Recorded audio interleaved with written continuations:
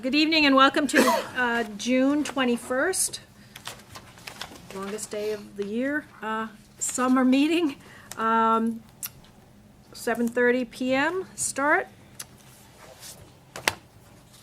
Mrs. Belcher, will you call the roll? Brian Boyle. Present. Lee Doobie. Here. Kim Farah. Dan Guide. Here. Sarah Markimer. Here. Sean O'Neill. Here. Sue Sherman. Here. Jennifer Silva. Here. Kelly Ward. Here. Seated with the board this evening are the Superintendent of Schools, Dr. Earl Metzler, Student Representative Brian Lavoie. Ask us all to stand for the pledge, please. Brian, last time. I pledge Allegiance to the flag of the United States of America and to the republic for which it stands, one nation, under God, indivisible, with liberty and justice for all. I'm going to ask that you indulge me for a minute and just switch the order and go to student rep and then go back to minutes if I could. So this evening is our last meeting with our great student rep that's been with us for a whole year. And I'm very proud that he's been with us, Brian Lavoie, and he's brought with him tonight the next member, and he's going to introduce him and then give a last report, Brian. All right, so start. Next to me, I don't know if in TV land if there's like a camera or anything. I have the next student representative of the school board, Nick Valhouli. I'll let him introduce himself a little bit. If he wants to say anything about himself, go for it. Hi guys, it's very nice to meet you. I really look forward to working with everyone, and really excited to get more involved in the district. And thank you very much. Good. Welcome. Thanks. All right. Obviously, end of the year, not really much. Graduation happened.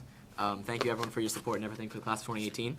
And then also that night, the high school volleyball team won the D1 championship again. So congrats to them. Last night was the 8th grade graduation, so all the 8th graders had their special ceremony in the gym. The whole move up kind of thing, that ceremony. Last day of school, obviously tomorrow. High schools have their last day of finals. Everyone has that, last day. Everyone's looking forward to summer for a nice, well-deserved, month and a half, 2-month break.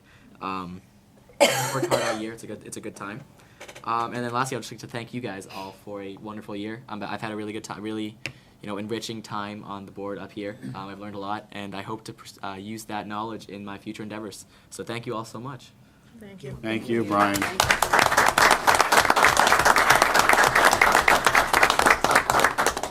And Brian is headed to St. A's Yep. in the fall, and so we wish him really well. Go get him. Thank you. Oh, grandparents up there in the back. So we'll come back now to our approval of the minutes. We have quite a few sets. So we'll start with the June 7th.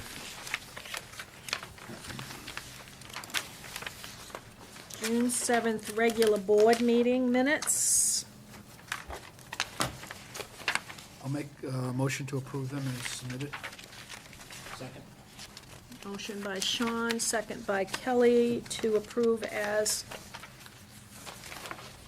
presented. All in favor? That's What do I think of unanimous that? on the June 7th minutes. Then we have June 14th, that's the work session that some of us attended. I'll make a motion to approve those minutes as well. This is the first session of our goal setting. At the library at the high school, we met for about an hour. It's pretty productive. At least we got a framework started. And I think we should be ready to announce probably tomorrow or Monday the date for the next meeting. Just had a couple of loose ends there. So, all in favor? Accepting the minutes? That's 7. Can I get the second on that? I know that. Thank you, Lee. Lee did. So, 7 in favor. Any opposed? Oh, sorry, 6 in favor. Any opposed? Any abstentions? 2. Thank you. 6-0-2, is that right? And then We have, June 19th. On the back. oh, conserving paper. Look at that, Brian, what a goal. All right, June 19th was our training session, which we had just the other evening. Make a motion to approve as written. I'll second. Motion by Lee, second by Sarah. All set? All in favor? It's like 6 of us. Opposed? 0. Abstaining? 2. Thank you, guys. And now we have a non-public minute. These are sealed.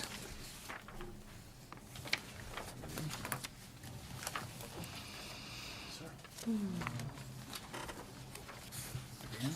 I do. I don't have them in mind. They're coming, they're sealed minutes, I'm just passing them out.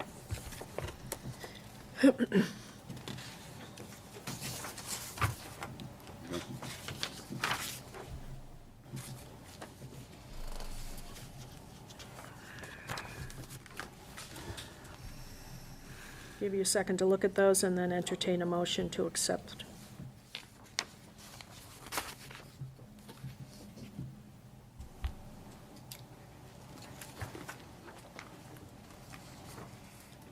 A motion to accept the non-public minutes of June 7th, 2018.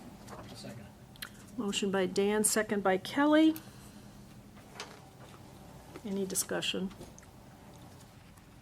I'd actually like to unseal these, because I really, from what we're talking about here, it doesn't seem like there's much of. So can we Can we do them approve? in Okay. second? I didn't know if we wanted to make that. Let's part of the- approve and then, Okay. so, in favor of approving? Looks unanimous, Kathy, 8. Now, Sean, let's see. I'd like to make a motion to unseal these minutes. Second. Motion by Sean, second by Jen. Discussion? Absolutely.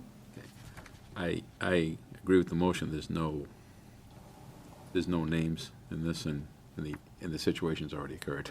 So the reason to seal them, Wasn't until. wasn't until the proper people were notified. So looks like I don't see the reason to keep these things. Okay, any other comments? If not, I'm gonna call, go ahead, I Sean. would just want to agree with Brian, this is that the critical timing of it has moved past. Okay, anybody else? If not, I'm gonna call, Yeah, the notification process, just for people that are wondering, so, after they're unsealed and people can see them, they'll realize, like, the board was notified the following day that all the proper people had been notified. You remember? Okay, so, that's right. just so everybody, people out there that are wondering, you already know Yep, what they are wondering if you know. All right. correct. If there's no further discussion, I am gonna call for a vote. I'm ending discussion and calling for a vote. All in favor of unsealing? Looks unanimous, 8-0. Thank you, gang.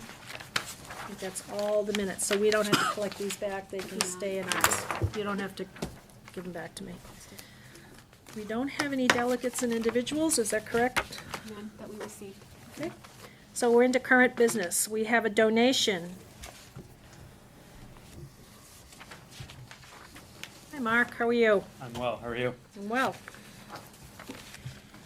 Good evening. Mark Pedersen, Academic Dean of Science, Engineering, Industrial Trades, Computer Science, PE, Health, grades 6 through 12. So I come to you tonight asking for the for the board to accept a donation, and if I may just read part of the letter that came with the donation. It was dated June 11th, 2018.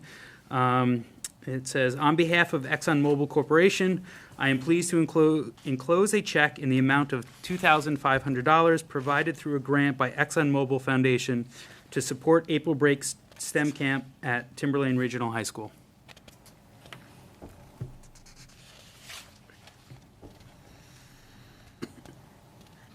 Questions? Yes, Danny? I got two things, actually. One, first, I'd like the motion to accept it. I'll second So, that. and this, And now I have a question. okay, hang on, motion by Dan, second by Kelly. All right, go ahead, Dan. What happened? What do you Why mean? are we getting this now? Honestly, I don't know. I have a thought. I had been in communication with a representative. It was a representative of, I forget her official title. And suddenly I got email silence. I got no correspondence back and Right, forth. I remember that discussion. Yeah, and then probably a couple weeks ago, maybe 3 weeks ago, 2 weeks ago, I got contacted by the manager over at the BD site. Project And manager. The project manager, Michael Skinner, who said, the woman that I was in contact with is no longer working, and he had a check from ExxonMobil to support the STEM camp. Interesting. Awesome. I'm glad Yeah, we I got mean, it. I mean, so, there's no you know- question, but I had been getting these previously in like January timeframe. Yeah. And, I heard nothing from them, and so, now this came along. So I'd like to put this for next year's STEM camp. definitely, Continue that, and continue what I was doing with that. absolutely. Do you want to modify your motion? No. You all set? Are we all set? Any other questions? Yes, Sean? I think what Sue was trying to lead you on with that, Dan, is that if we accept this just as regular, it's just gonna come in as unanticipated funds. If what you're looking to do is to put this for a particular purpose next year, we should be putting that in part of the motion, and it's earmarked for that. I'd let Jeff speak, or ask Jeff about that, if that's the case or not. Jeff, you want to come up and just explain that? Because I think we'd like this money to go towards next April, and how are we going to do that, accepting it in? When this board accepts grants and accepts them openly, if there are terms that go along with those grants, or there's a request from the person making the grant, and I'm aware of what those terms are, I will apply them accordingly. I will hold the grant to those terms. If this board would like to accept a grant for a use specified in the grant for next April, go right ahead. You can certainly be more specific about it, or Well, I mean, it says right in this thing for April STEM camp. April break STEM camp. So, I mean, I figured I don't need to do anything. We're accepting the grant for that, so. correct, yeah. All right, that's what I thought. Okay, Sure. we're all set? Hearing nothing else, I'm going to end discussion and call for a vote. All in favor of accepting the grant money? Thank you, ExxonMobil. Thanks, Mark. 8. Thank you. Thank you.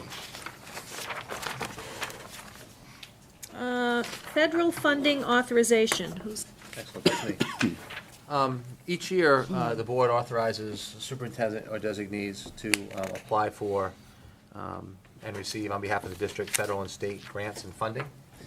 And so we need your okay to actually apply for them. And there's two parts to this. There's a second part that I need to talk about after I take care of the ability to apply and receive.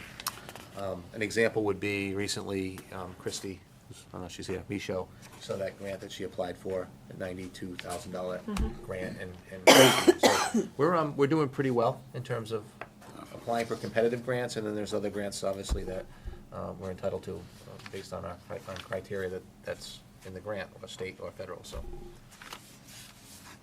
Kelly? I'd like to make a motion to allow them to apply. A second. I would suggest that you use the people's names so Dr. language Metzler, positions, Dr. Wilson, Okay. or a superintendent, assistant superintendent, business manager, A designee. or designee. Yeah, because if Christie was doing it, then. Right. Yeah. So would you be willing to add that to the motion, guys? Absolutely. On behalf of the district? Yeah. All right, are we clear on that? So it's the Can you read that? superintendent or designate. Yes. Yes. There you go. Yes. That's where I'm going with Short, it. sweet, there you go. Okay? Any questions or concerns? If not, I'll call for a vote. All in favor? It's like 8-0. Excellent, thank you. Now, the next part of this, and it's not listed, but I do believe it's in your packet, there's general assurances, terms, and requirements for participation in federal programs. Okay, and so every year, I have to sign off to make sure that we meet all this criteria. This particular year, another step was put into this. The commissioner asked that the school board chair also sign this, and when the school board chair signs this, it's also acknowledging that the entire board is also aware and responsible for the assurances with these federal grants. So there's quite a few. This is for next year, right? So Now, the reason I bring this up this way, there's some controversy over this primarily because the commissioner doesn't have the authority to add this step to this federal grant package. So some districts are just assigning the minutes of you authorizing, not you, but the school board authorizing the superintendent to sign. I've chosen just to do what the commissioner is asking, in a sense, to bring this to you. We do all these things, and you certainly can look at them and question them, and we can bring them up for agenda items later if there are certain things in here. There are some new things in here. I think one thing we saw was if there's a press release or some celebration of a particular program that's working, that you use federal money, that you somehow in the press release give credit to or Federal acknowledge the money. fact that federal funds helped support this. We typically do that anyway, but there are just assurances that we give that we will do all these things. So it's like a set of rules, but you're involved in the rules, and you're also involved in the oversight of the rules. So I didn't see, even though the recommendation was to attach minutes and sign it, I just thought it made more sense to bring it to you. Now, this has all taken place in the last 30 to 60 days, maybe. It needs to be signed by July 1st, so it's on I added it to the agenda tonight because the New Hampshire School Boards Association and the New Hampshire School Administrators Association are both kicking this back and forth with the DOE. I just felt like we should just bring it to you, and you can look at it. So you'd authorize the chair to sign it. It has to be in by July 1st. That means that you will be involved in the assurances. It doesn't mean that you're assuring that all these things already took place. It just means that you will be involved in that process next year, which we're more than comfortable with. And then you can decide which things we need to discuss as a board. How was that? Reader's Digest, good? Yeah. So do we need a motion to allow me to sign these for us? So moved. Thank you, Brian. Second? Second. Sarah? There's a lot of information here. Yeah, I read through it earlier. Yeah, that was like a lot. Questions or concerns? We certainly can, take this home and bring it up at another future date when things get rolling into the next school year, if you've got a specific thing that you want to ask about.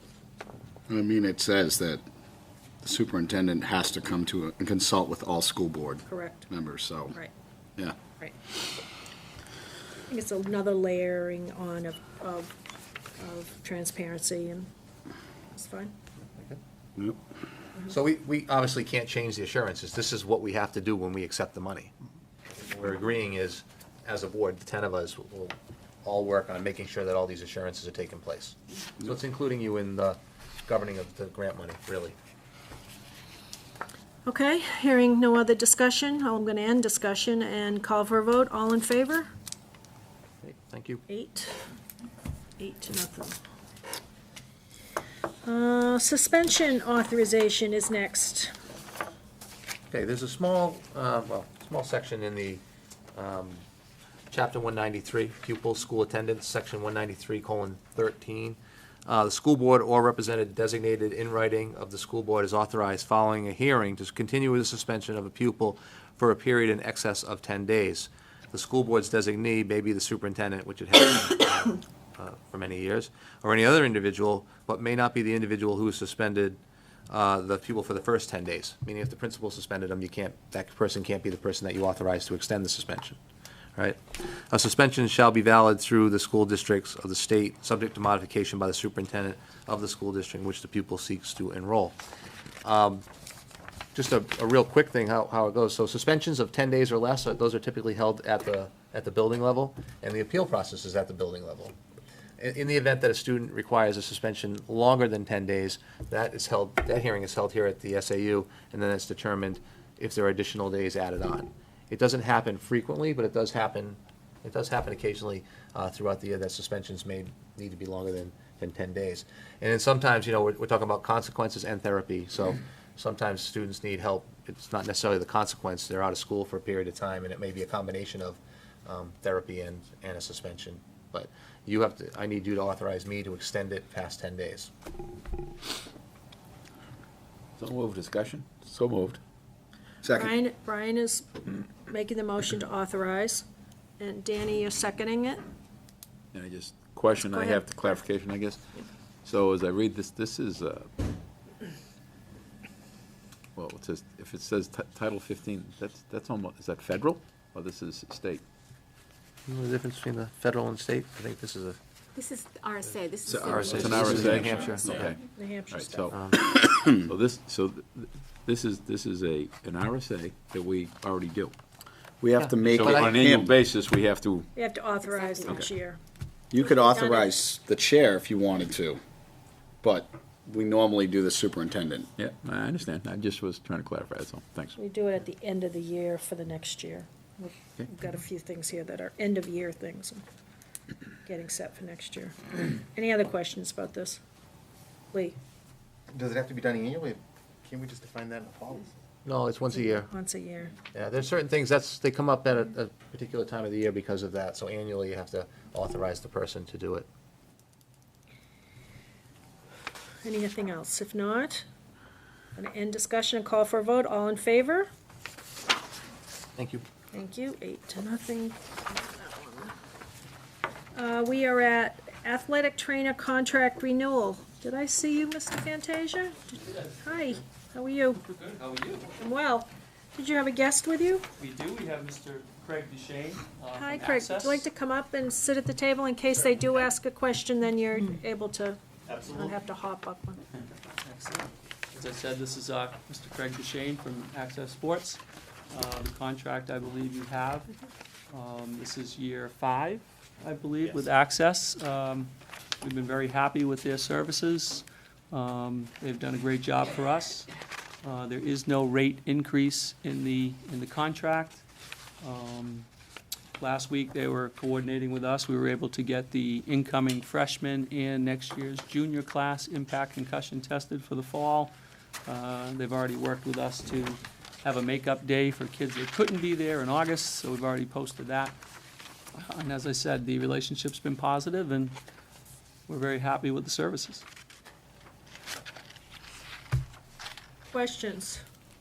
Looking for a motion to accept the A motion to accept contract. the athletic training service contract with Access Sports Medicine Danny and Kelly. for the 2018-19 school year. Sorry, 20, 18-19, okay, you sure? yeah. I'm sure. Any questions? Yes, Brian? How long have you been our trainer? I'm the Director of Athletic Training Services at Access. I understand, but how long has your company been doing the service 5 for us? years.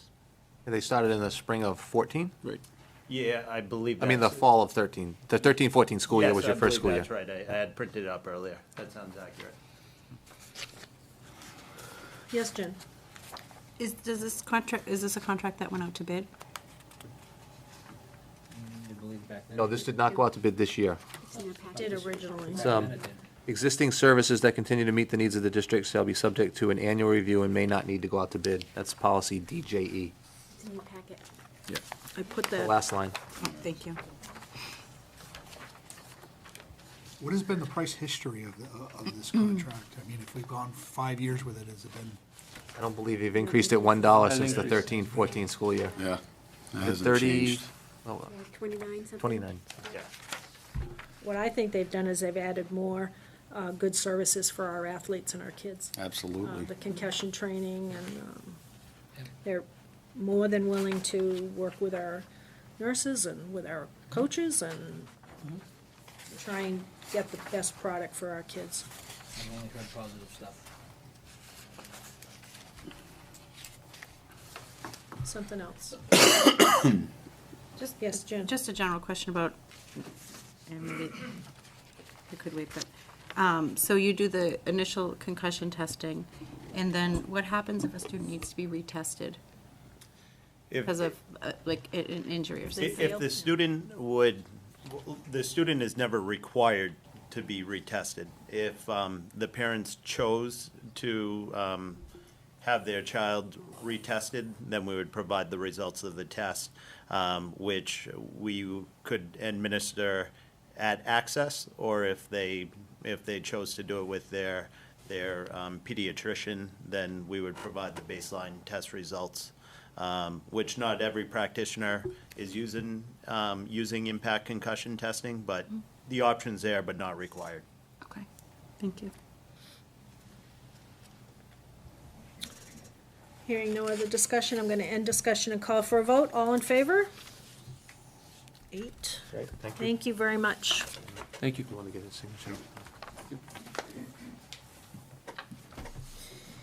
We are at internal controls bid. Who's presenting? Or do we want to wait? Oh, there's. No, we can, Jeff, are you Attorney Dowd? Internal controls bid.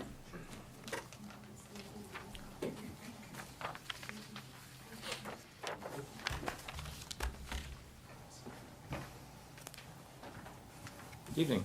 Hi, Jeff. Hi.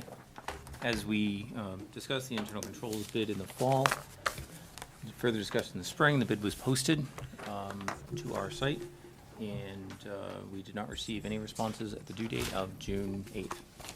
So in our packet is the request for proposal here, Correct. so that everybody can see. You didn't have anybody? You understand it's difficult to do business with this district. Okay. How many accounting firms were contacted about this bid? We put the bid out there, and if, they want to pick it up, they can. So in other words, 0 then? Correct. We don't.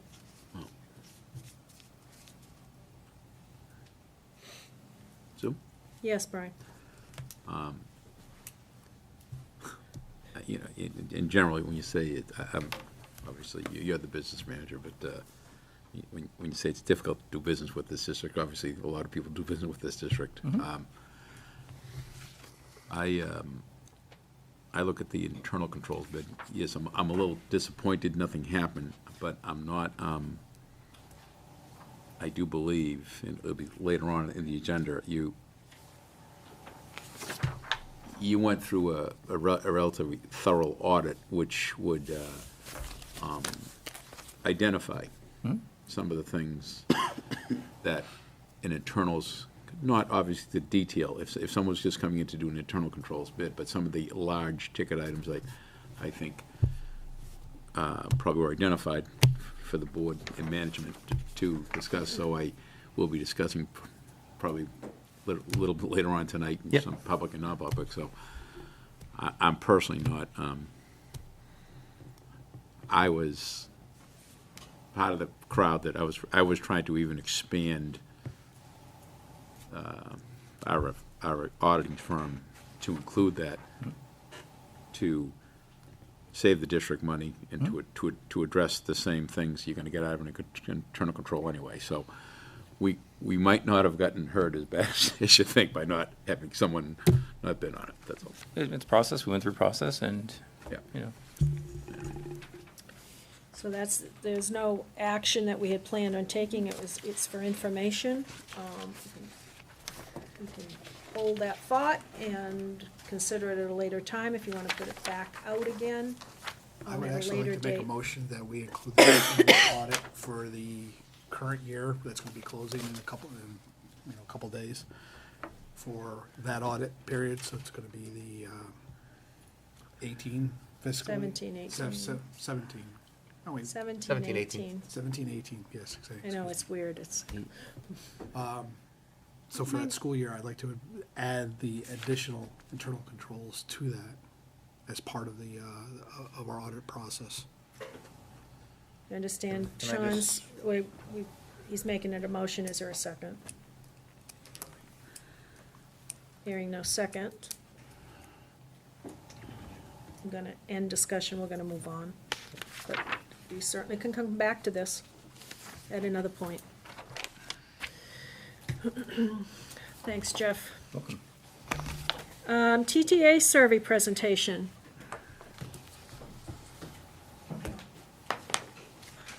Everyone knows who you are, Dan, I know.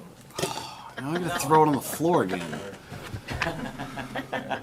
We're all going to toss them on.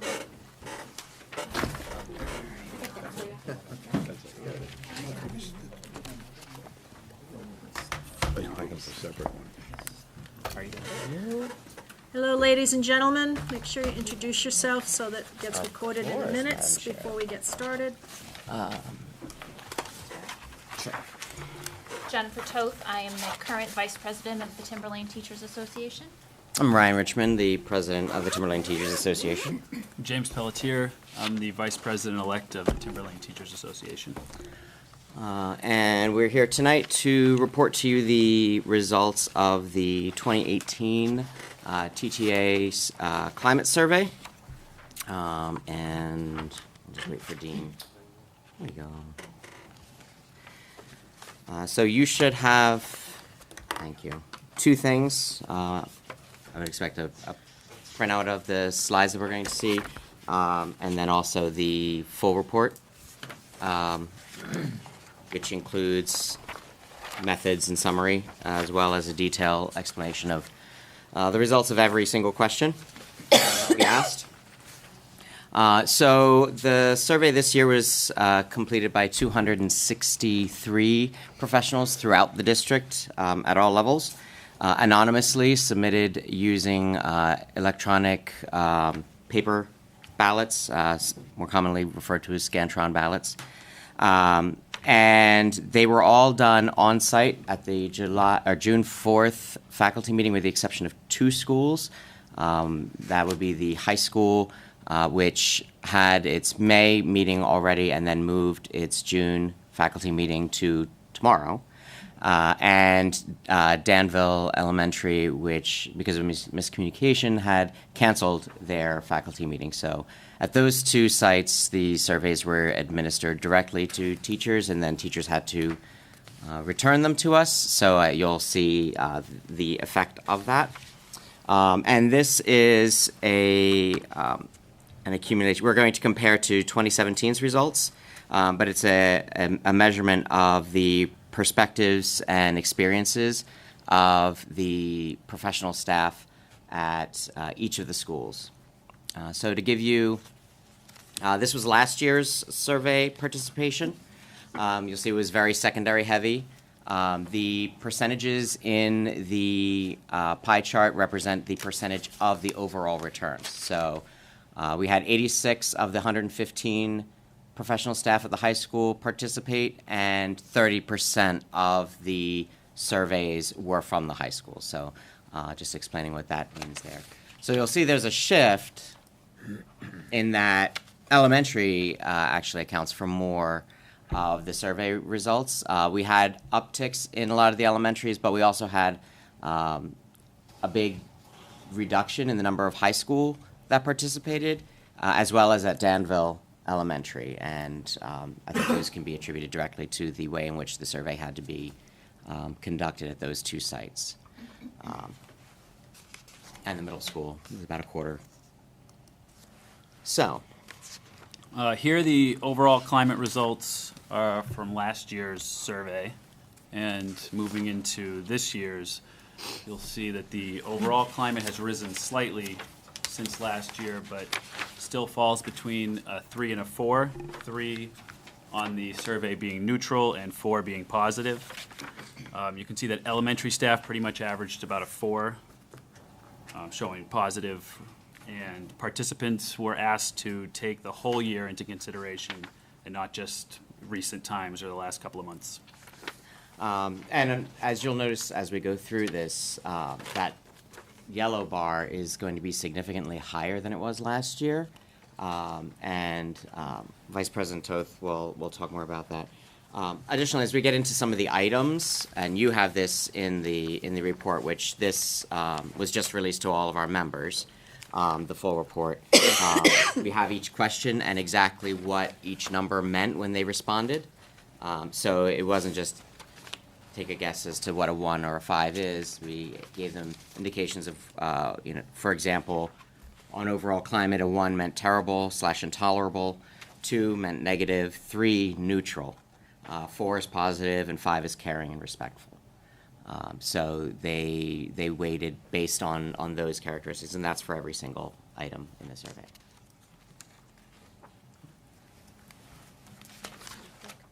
All right, this is administrative support. This year, we clarified this question a little bit to specify it as building administration. We had a lot of confusion as to whether we meant overall administration of the entire district or specifically building. So we specified it as building administration. Noting this change, overall, our average has increased. You can see last year it was a 3.4 for the overall, and this year it was a 3.9. The indicators for this question had 1 as not at all supportive, 3 was somewhat neutral, and a 5 is very well supported. So we're moving in a good direction for the most part, particularly with a huge jump at Sandown Central. I think they went up, was it almost 1.5 points from one year to the next, which would seem to be a clear result of the success of their new building principal, Jen Marino. So that is a plus for them. There we go. Yeah, that was last year. And that's this year. Moving on to Dean support. Obviously, this is a secondary-only response, as they deal exclusively with high school and middle school campuses. So this is about how the professionals felt supported by the deans. As you can see, this is last year's results. And we had an interesting report here. The average stays about the same because the high school goes up and the middle school goes down. And participants were able to make written comments anonymously. And a lot of the middle school participants brought attention to the loss of the middle school specific deans. And now that all the deans are currently housed at the high school, that they did not have that constant access or interaction. So that can account for the increase in feeling of support because of the easy access for the high school professionals as opposed to the middle school professionals who may meet with their dean once a month. And if you're unable to make that one meeting, it could be 2 months or 3 months before you're actually able to see them face to face because of their responsibilities. But overall, Sorry, go ahead. finish. I'm gonna okay. let you finish there. All right. Sorry. This question is about it refers to ongoing initiatives, so the value of input on initiatives. It refers to the ongoing initiatives, as Dr. Metzler has committed to no new initiatives this year. There's a significant drop in this area. Both the survey data and the anecdotal comments indicate that while input might be solicited, it does not often appear to be utilized. This isn't just a perception of a few people. It's widespread. You can see 6 out of 7 of the schools, they feel that this has gone down. The overall average was a 3, which the indicator on this question of 3 is input is asked for, but not ever used. So again, Sandown Central has gone up, and again, I think that's in response to their new administration there. But it's not doesn't appear to just be the feelings of a few people. It's kind of a widespread perception. And looking at the spring of 2017, this data reflects staff feelings on the question, how valued do you feel your input is to district curricula? And looking at 2018, you'll see that the overall average has dropped by 3/4 of a point, a full point at the secondary level, and about half a point at the elementary level.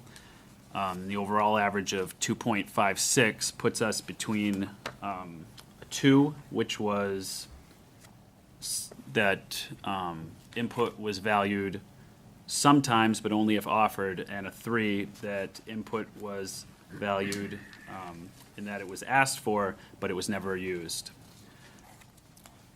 And these next two, the last two data charts that we're presenting tonight are new items that we're tracking. Professional staff were asked to evaluate to what degree they believe the school board and the superintendent are taking the district in a positive direction. And the school board average was a 1.9, secondary at 2, elementary at 1.83. And the superintendent, 1.76, secondary at 1.7, and elementary at 1.81. And our findings and interpretations of the entire survey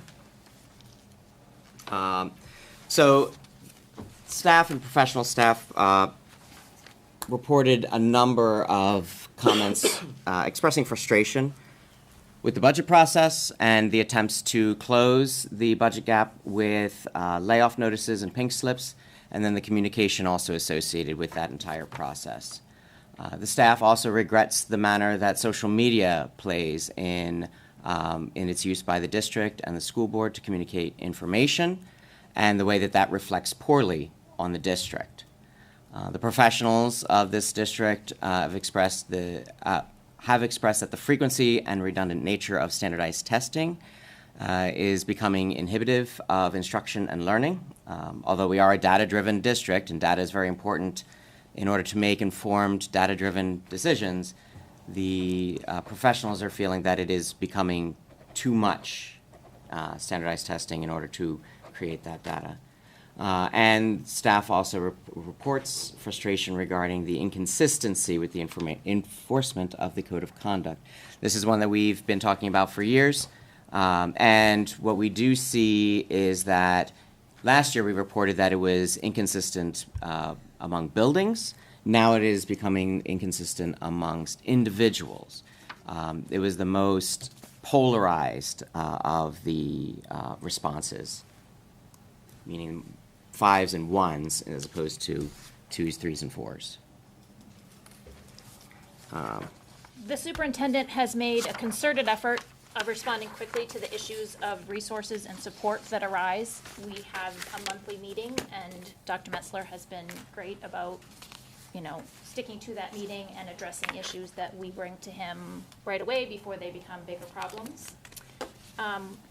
We continue to see anecdotal evidence and measured evidence that suggests support regarding student discipline varies greatly between individuals.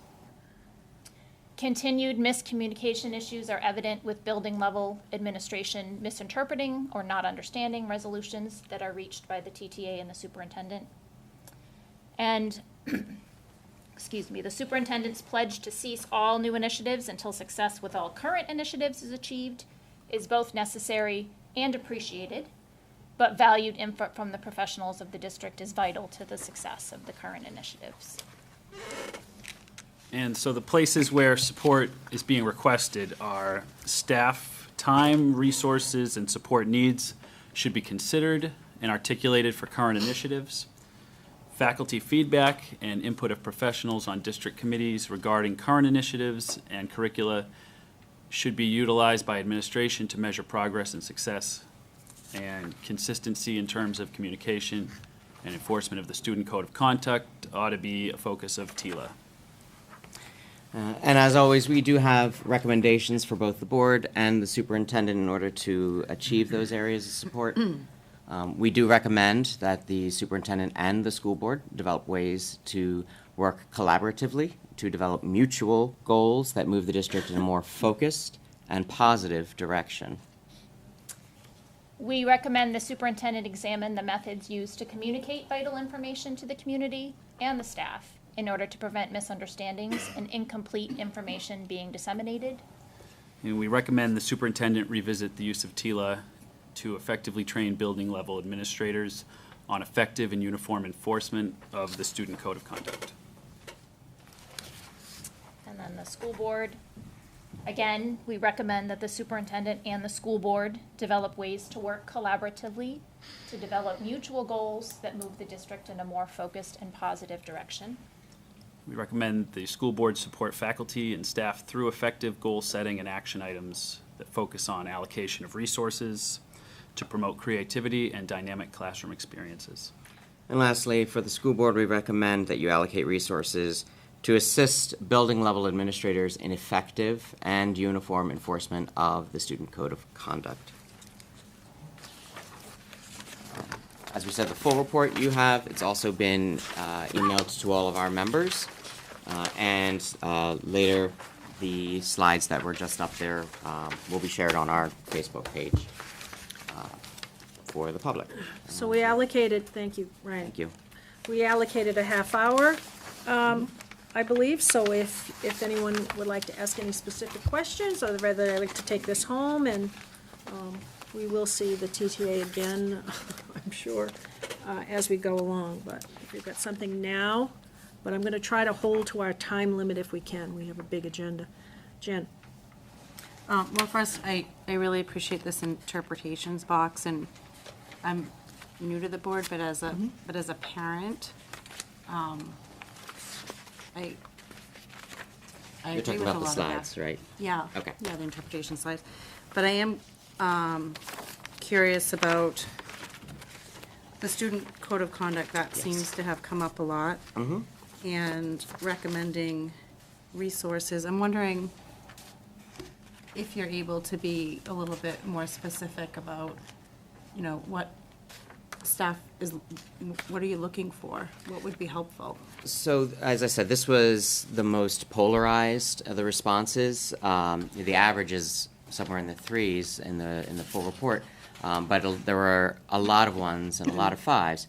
And this was the, I think, third most commented area, accounting for about 20% of the comments submitted. And the comments, people tend not to comment, everything is wonderful and great, so, I mean, you maybe take that into maybe if I account. read all of that, I know, maybe that would be right? answer. So, So the people that are driven to offer those comments are because of things that they've experienced or things that they've noticed, especially if they've been around, for a long time. And a lot of those comments were about either one situation where someone wrote up a student or had an incident, and they noticed that there was immediate response, and then for them, there was either an incredibly long response or absolutely no response.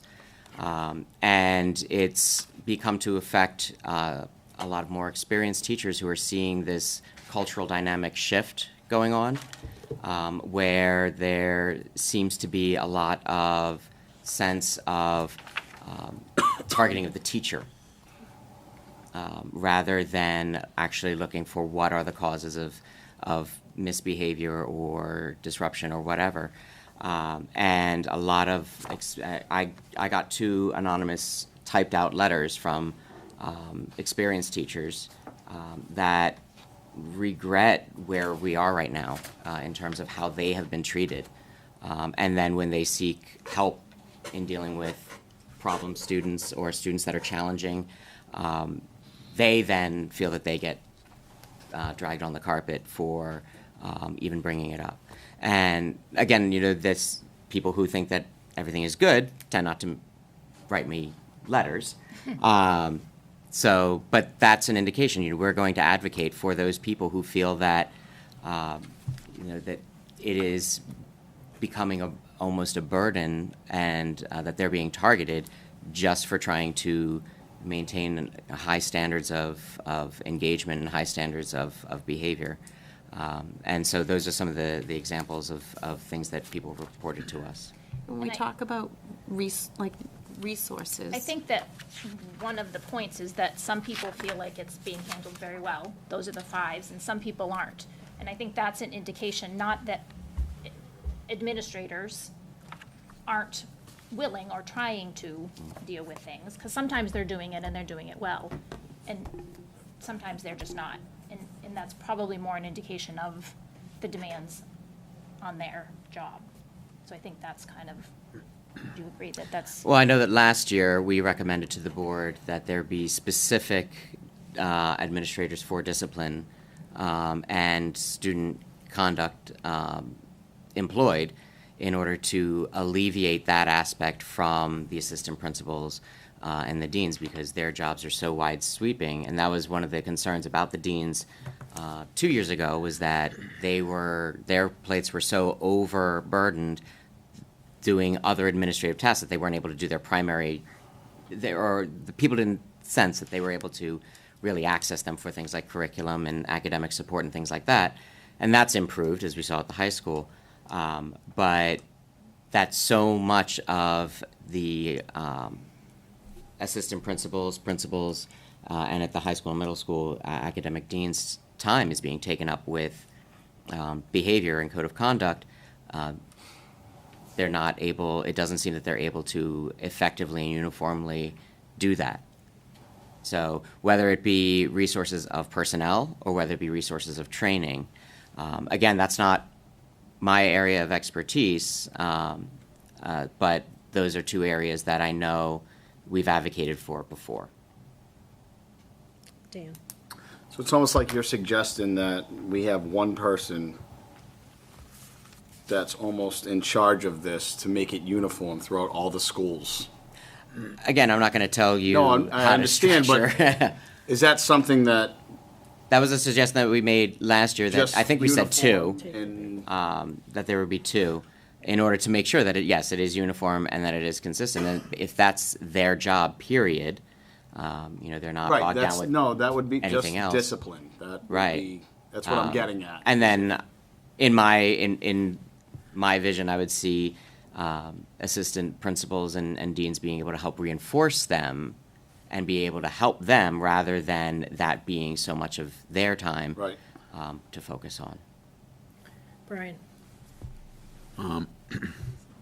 Thank you for your work on I guess, on this subject matter. I would like to ask the board to, I've mentioned this to Jen, because Jen and I haven't talked to Lee policy-wise, but I think the board should have our policy committee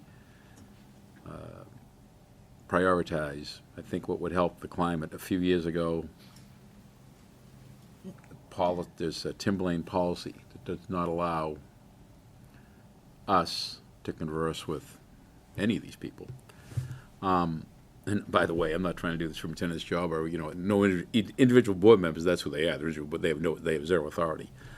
But I personally have been in the last couple of weeks just running into different people, different events, and you can't really talk about anything by policy. I think this board should, the policy committee should elevate, as you guys are reviewing your policies. I think it might also help you, the climate, to lift, to go back to what it was, 8, 10 years ago, to not have a preventative, to have school board members talking to staff. Because, some of this stuff, a lot of this stuff, I'm hearing about this for the first time, so at any rate. So May I that's all. offer comment and clarification on that? Have 8 minutes. Oh, excellent. And Ms. Belcher, if there's anything that I miss, if you know off the top of your head, which you know most of the policies off the top of your head, feel free to jump in. I'm very jealous, by the way.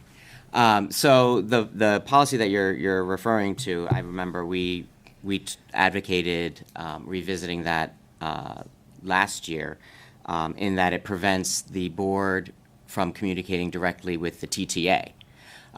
Because per RSA, the only groups that can speak for the professionals of the district is the union, is the local shop union. So you're, of course, when you're out and about, free to talk to anybody who works, in the district about things that aren't about working in the district. But when it comes to discussing policies and things like that, per RSA, it is only the TTA at Timberlane that can speak for everyone. If you did speak to somebody about their experiences, they would only be able to speak for themselves and not speak for everybody, if that makes sense. But we did advocate for revisiting that because as your policy is now, any communication does have to be funneled through the superintendent. That's not any slight against the superintendent. But I know that there was an urge on the other side to be able to communicate more directly. Well, we'll take the survey under advisement. Certainly, policy committee can consider some of that if they wish to. Thank you for your work. Thank you. Thank you. Thanks for having us. Thank you.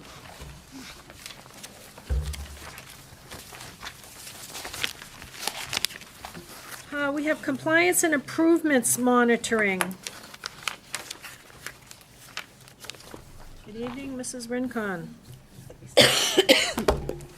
All those And- binders. And friends. Very nice binder. She locked herself out of her office today, by the way, just so you know. She accused me of changing the locks. Did. Now you tried to lock me in. We don't want her leaving. Anyway. When you hear this report, you're gonna see why we don't want her leaving. We got a few more days. A few more days. So there should be a handout of the PowerPoint. I don't know if I can run this, Dean, have you got this Give up? Dean a sec, he'll help you out. Here's the report coming to you. 30 minutes, Mrs. Rincon. Oh, I think I can do better than that, Mrs. Sherman. Let's see. I am, first of all, very pleased and very proud to come before you and talk about the special education compliance and improvement monitoring process that we've gone through. For those of you who were on the school board a little bit earlier in the year, I introduced this concept. For those of you who are new, we'll do a little bit of a recap through this presentation. What you have, first of all, in your hands is the assessment rubric that every single teacher used and the Department of Ed used to go through the files, the special ed files. And there are 71 indicators on this rubric. Okay, so that's for your reference. 71. 71, yeah. So the, I think I can run this better than that. There. To set the groundwork, the purpose and intent of a compliance and improvement monitoring is for the state of New Hampshire. It's their responsibility to implement the general supervision of special education programs throughout the state. And they do this by reviewing procedures, the effective implementation of those, forms that we use in special ed, if we implement those, personnel that work in the district, are they qualified and certified and endorsed, program visits, so they visit the school and they look at our special ed programs, the monitoring of our special ed process when you go through from referral to eligibility to services, and the improvement, correction, assistance, and enforcement of all of that. So they are in charge of all that for special education for the state. So how districts are chosen for compliance improvement monitoring. There are the indicators I've talked about before in the state performance plan. There are 14 indicators. Some of them have to do with preschool, graduation rates, suspension, discipline, things like that. So when they have a school district who have, first of all, a high number of complaints that come through the Department of Ed, that's one red flag for them that a district might not be operating quite the way they should. Poor performance on those indicators, 1 through 14, not completing evaluations in the required time, poor scores on the preschool indicators. We've talked about before that a student who is identified for special education has to have an IEP in place signed by the age of 3, and the state monitors that. That's an example of one of the indicators. High number of suspensions, expulsions, low graduation rate for special ed students, and state testing that shows a lack of progress for special ed students, that cohort. Those are some of the things that they look at all together, and they assign like a score points, which work against you. So if you have high points, they start to come and say, okay, let's look at districts your size, and we need to come in and look at your programs. Just to be clear, Timberlane, we were not anywhere on the radar of this process at all, okay? They were kind of surprised. The district was not chosen. We were asked to be self-selected. They take one district a year that you can come forward and say, please come to our district and do this process. And sometimes they're kind of surprised and say, you know, you guys, you're not even anywhere near needing this. But I thought it was important. My special ed staff, who I thank for coming, these people today, I'm sure they really had some choice things to say about me when I told them that we were going to go through this process, because it is quite intense.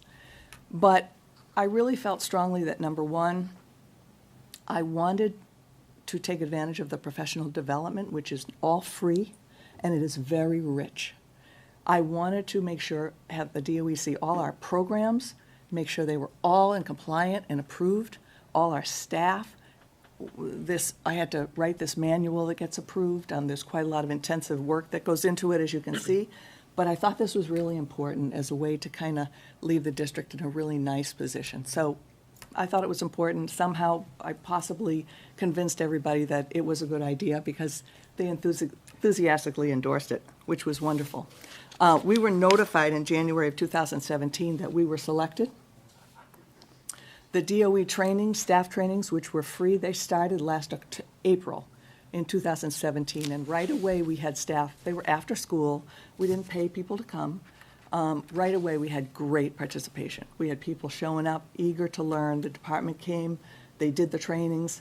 They really responded to our staff because they saw how people were really embracing the learning, which was wonderful. We went through the self-assessment rubric that you have. They went through all of the indicators, what that looks like with your files. We did written prior notice, which is one of our forms we have to write for compliance to let people know, a person know, before we implement any program or service, what we are going to do. Writing measurable goals. And we had, I have the sheets from all the trainings, and there were 155 signatures on those sheets, which I think is a real testament to our staff. I had to submit this whole binder in October 2017 for approval. The first SIM team visit was November 28th, 2017. They visited all of the schools. They spent approximately 2 to 3 hours per school reviewing 24 special ed files, using that self-assessment rubric. As I said, 26 pages, 71 indicators, and the staff all sat with those reviewers. And they had such rich discussions about, you know, you didn't do this quite right, the best practice would be this, and our staff embraced that. And the DOE was frankly totally surprised and loved it, because usually in this process, you can imagine, a district that's coming in to be monitored is a poor performing district, and a staff member might sit there and be very defensive. They're used to people being very defensive. Don't tell me what I'm doing wrong. I don't want to hear it. I don't want to correct it. And our staff was the opposite. They were kind of fighting to get in. Can I sit with them? I want to hear the discussions. And they were pleasantly surprised, and it was a wonderful experience. The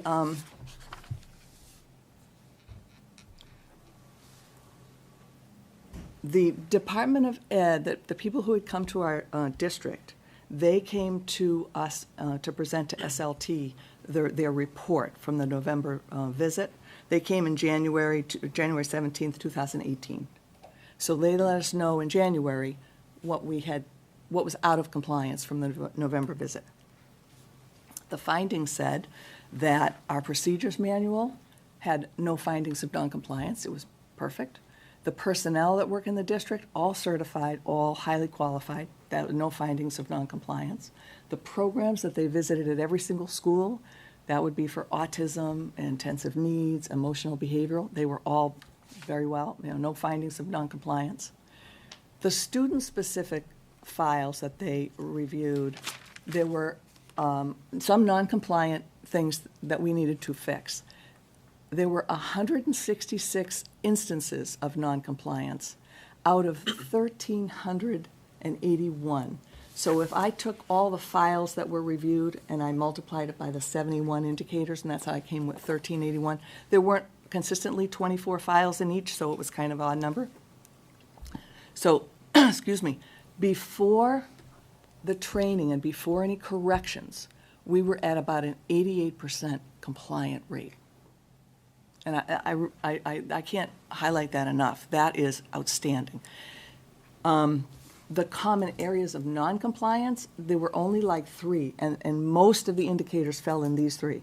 Written prior notice in one section. It's about a 5-section piece of work that you have to fill out. In one section, you have to link the evaluation information. You have to list it. Everyone thought, and the state thinks you just have to list it. They want you to kind of describe it and link it to why you made a decision. So they taught us how to do that, and that's what we went forward and fixed. Measurable goals, the goals on the whole were excellent, but they were missing maybe one component. How often does it have to be measured? So that was a very minor, easy fix. And support for personnel is something on the IEP that I found that people routinely were putting in different things like what we do as best practice. We meet as PLC teams, we discuss students, we consult with teachers.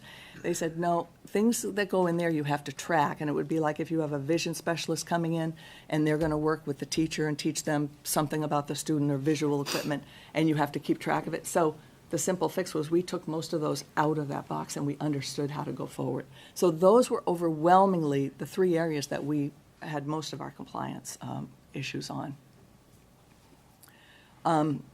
What I would like to say about that, it was 88%, but what I will tell you about our staff is that when they started the training in April and they ended in October, they were dying to get in, and they knew which IEPs were being fixed, needed to be fixed. They wanted to fix them. They said, we know what we did wrong. I know I left out this little thing on measurable goals. I want to fix it. And I said, no, no.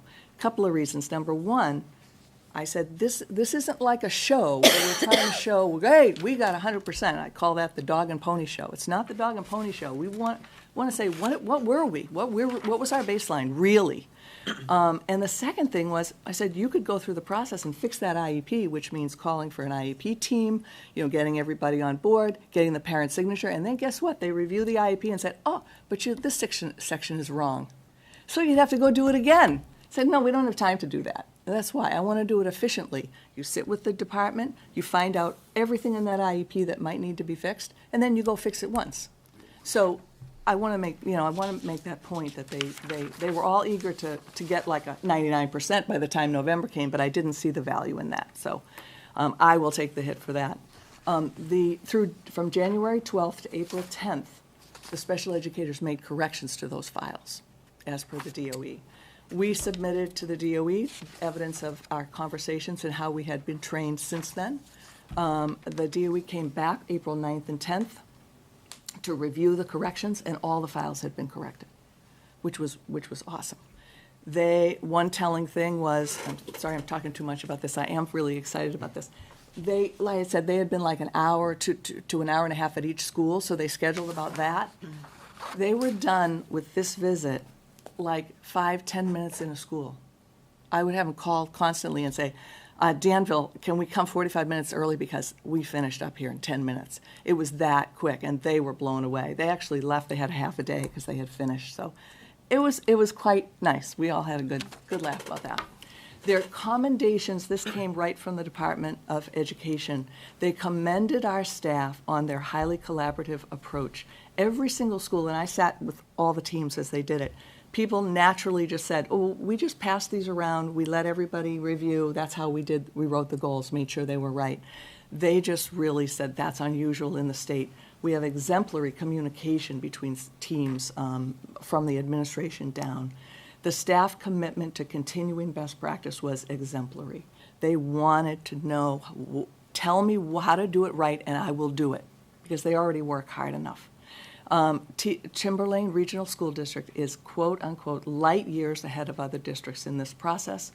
All corrections were made within 6 months. This is a 2 to 3 year process with most districts because they keep coming back every time. When they find things wrong, they come back again, and you show you fixed it, they come back again, like that. So they were blown away. Stage 3, they just came back, the same people who visited us the first time on June 12th and 14th.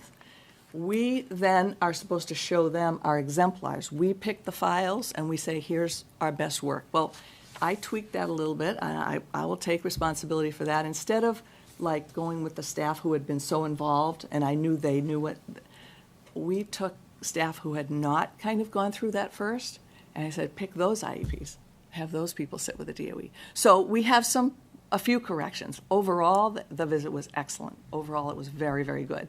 But there were 1 or 2 staff who were like, oh, yeah, okay, I should have paid attention to that. And it was a good exercise for them.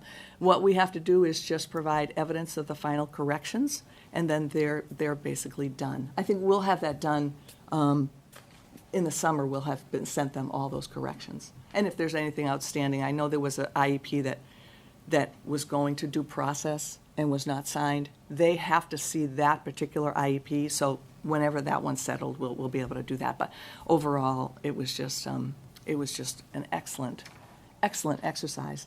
The points that I want to celebrate, and I hope that you would celebrate these too, that we have exemplary programs, procedures, and staff at all levels, and that we are recognized by the Department of Education.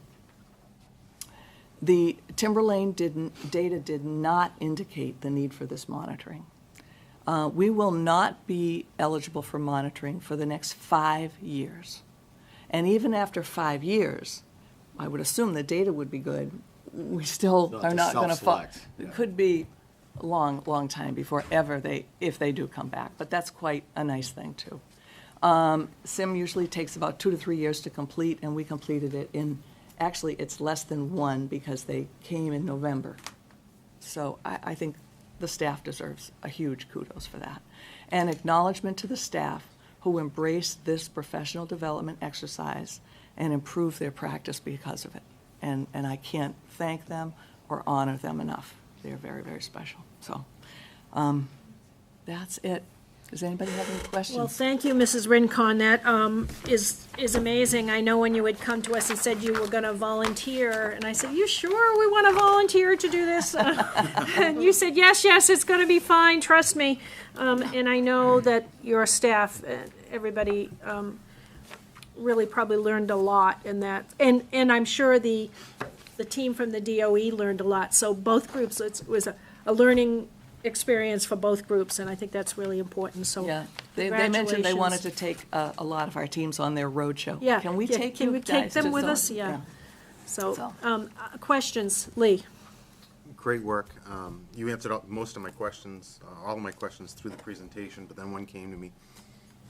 Based on their feedback, and you kind of mentioned it there, roadshow, can we be an example for other districts? Can they send other educators in to us to learn the best practices? You know, that's a good question, and I don't think they can because of the nature of the confidentiality of the records.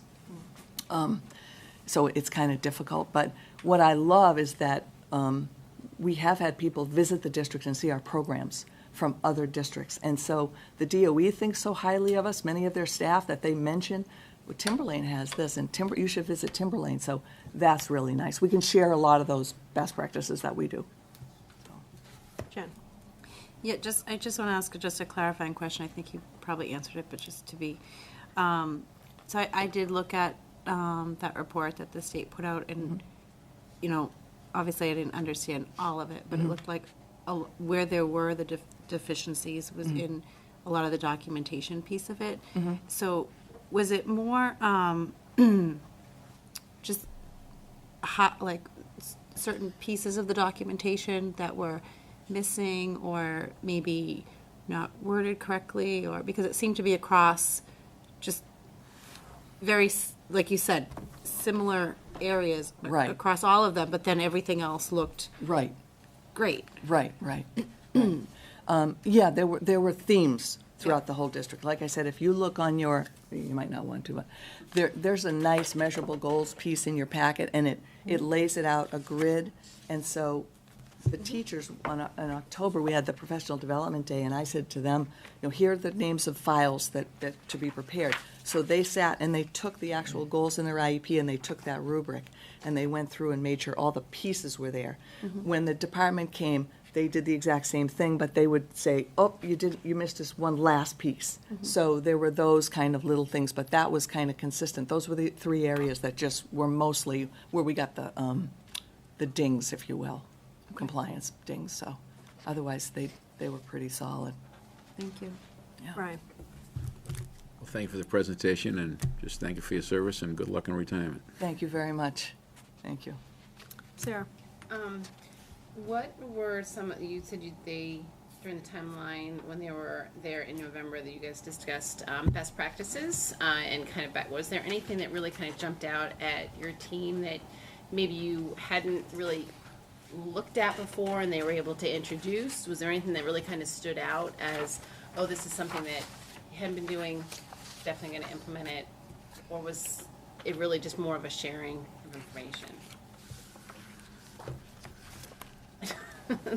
Yeah, I'm really trying to think. I don't know if any of the girls have any answers to that question, but there was a high level and a high degree and constant, like this collaboration between all the DOE, us administrators, and the people involved. And it was that kind of a real buzz, like high-level discussions about interpreting the law and putting them into these documents and why we do certain things and what's the rationale, not just fill out the boxes and check them, but why do we put this on a written prior notice? What do you have, what is okay to put? And people came away with a good understanding of now why they're doing the things that they're doing. I don't know if that answers your question. No, absolutely. Yeah. No, I find just professionally sharing best practices between, Yeah. and just, again, Yeah. increasing your depth of knowledge. Yeah, absolutely. Absolutely, yeah. Great. It's wonderful. Anyone else? Thank you, Mrs. Rincon. Thank Best wishes. Thank you very much. Thank you. Thank you for your staff who are here tonight Yes. supporting you. Ladies. I have a schedule. The next item on our agenda is a strategic plan. Dan and Lee, are you speaking to this? Yeah.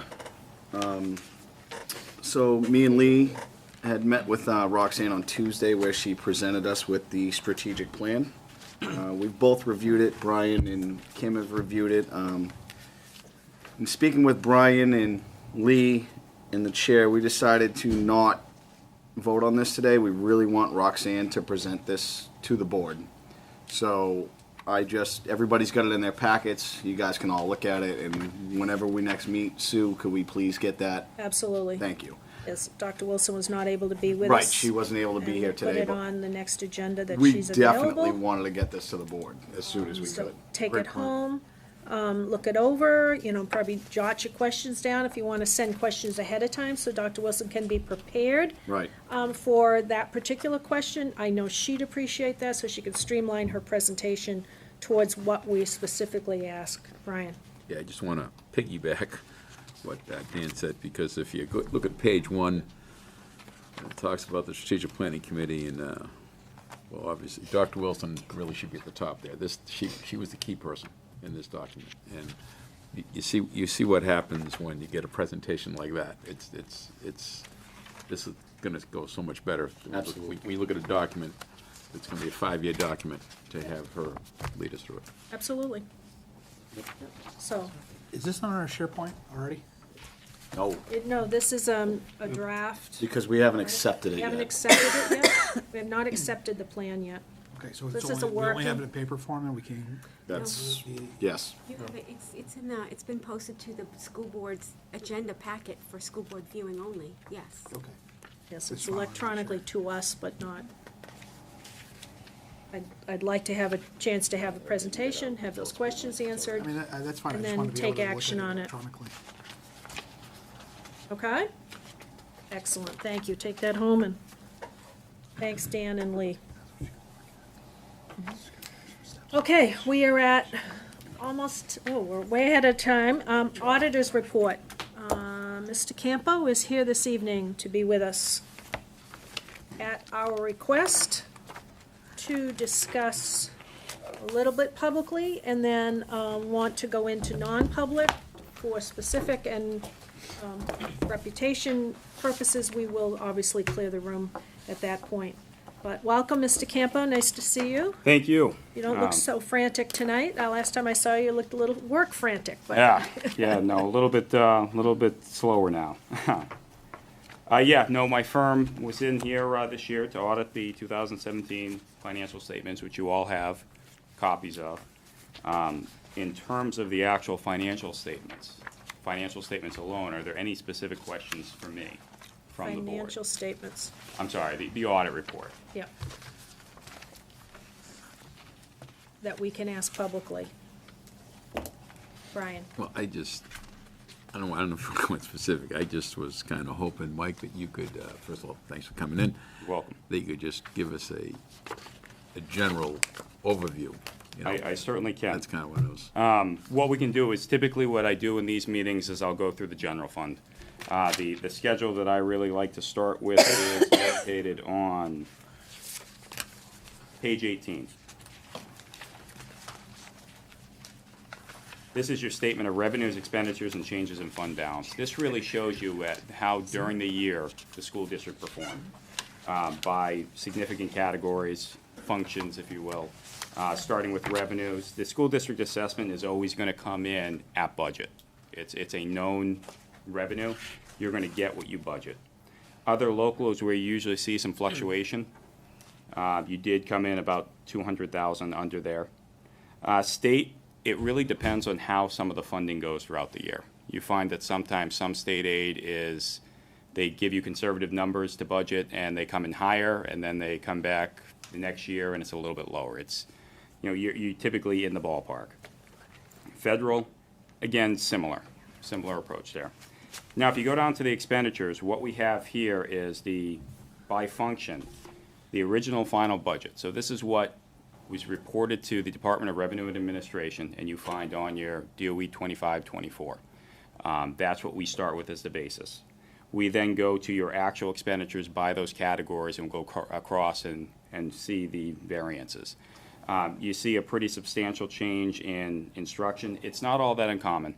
What happens a lot of time is depending on how a district reports its health insurance, changeover in teachers, whether the health insurance is budgeted for full family as opposed to individuals. You do see fluctuation there. You go down the line, student services wasn't as large as instructional staff. The big one being the other. And off the top of my head, I can't remember if the health insurance is budgeted within the function or if it's budgeted in other. Actually, Jeff, is that the case? Is it budgeted in other? Okay, so I mean, again, when you're preparing your budget for health insurance, you have to really you've got to be careful in making sure that you're not budgeting too far for too many family plans, but you also don't want to come in under. So that is not uncommon to see a large surplus or a difference there.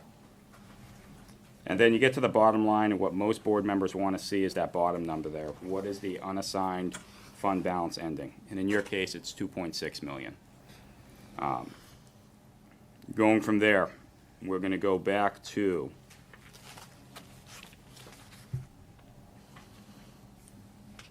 page 1. This is really what you pay us for. Independent auditor's report. This is our opinion on whether your financial statements are fairly stated in all material respects. We did conclude that, in fact, they were. In addition to that, your district is compliant with, as of June 30th, 2017, you were compliant with GAAP, which would be GASB, Governmental Accounting Standing Board. They are coming out with new standards on a regular basis. You've got 2 coming up over the next 2 years, one being GASB 75, which is expanding on other post-employment benefits, and then another one that's going to be related to your student activity funds that, if you look at your report now, towards the end, you'll see there's a separate schedule for your student activity funds. Those are actually going to find their way into your financial statements now, into the districts. Right now, they're treated as fiduciary, that you're holding them in the capacity of somebody else's money. Going forward, you're going to see that those are going to be part of your financial statements, in with special revenue funds and other funds. In terms of page 48 is where we start the management letters, your single audit letters. Sorry,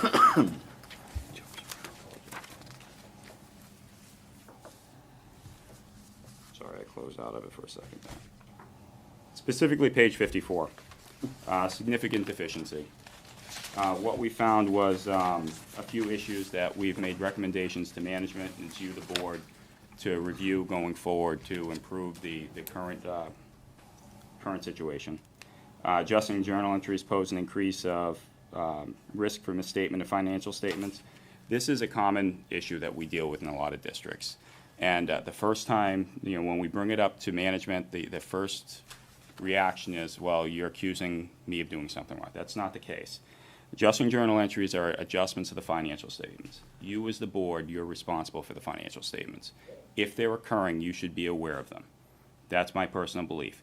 Do I think that the board should be involved in every single journal entry prior to the entry being made? I do not. I think that whether it's done at a regular board meeting, quarterly, at least twice a year, the board should be presented the journal entries and review them, and to see what is going on. There's a lot of information in journal entries, and there are two different things here. You have one where if you're processing a payroll transaction, that's going to end up being a very large entry. That's not a journal entry to me. When you're booking activity or moving activity from one area to another, you have a journal entry. And you as the board, you're responsible for the financial statements. This should be presented to you. This also presents, in my opinion, it's coverage for management, that if they're booking these entries, as long as you are reviewing them, you're now aware of them. This at least is taking out the accusation that something is going wrong. It's a good management tool, in my opinion. Going back to 53.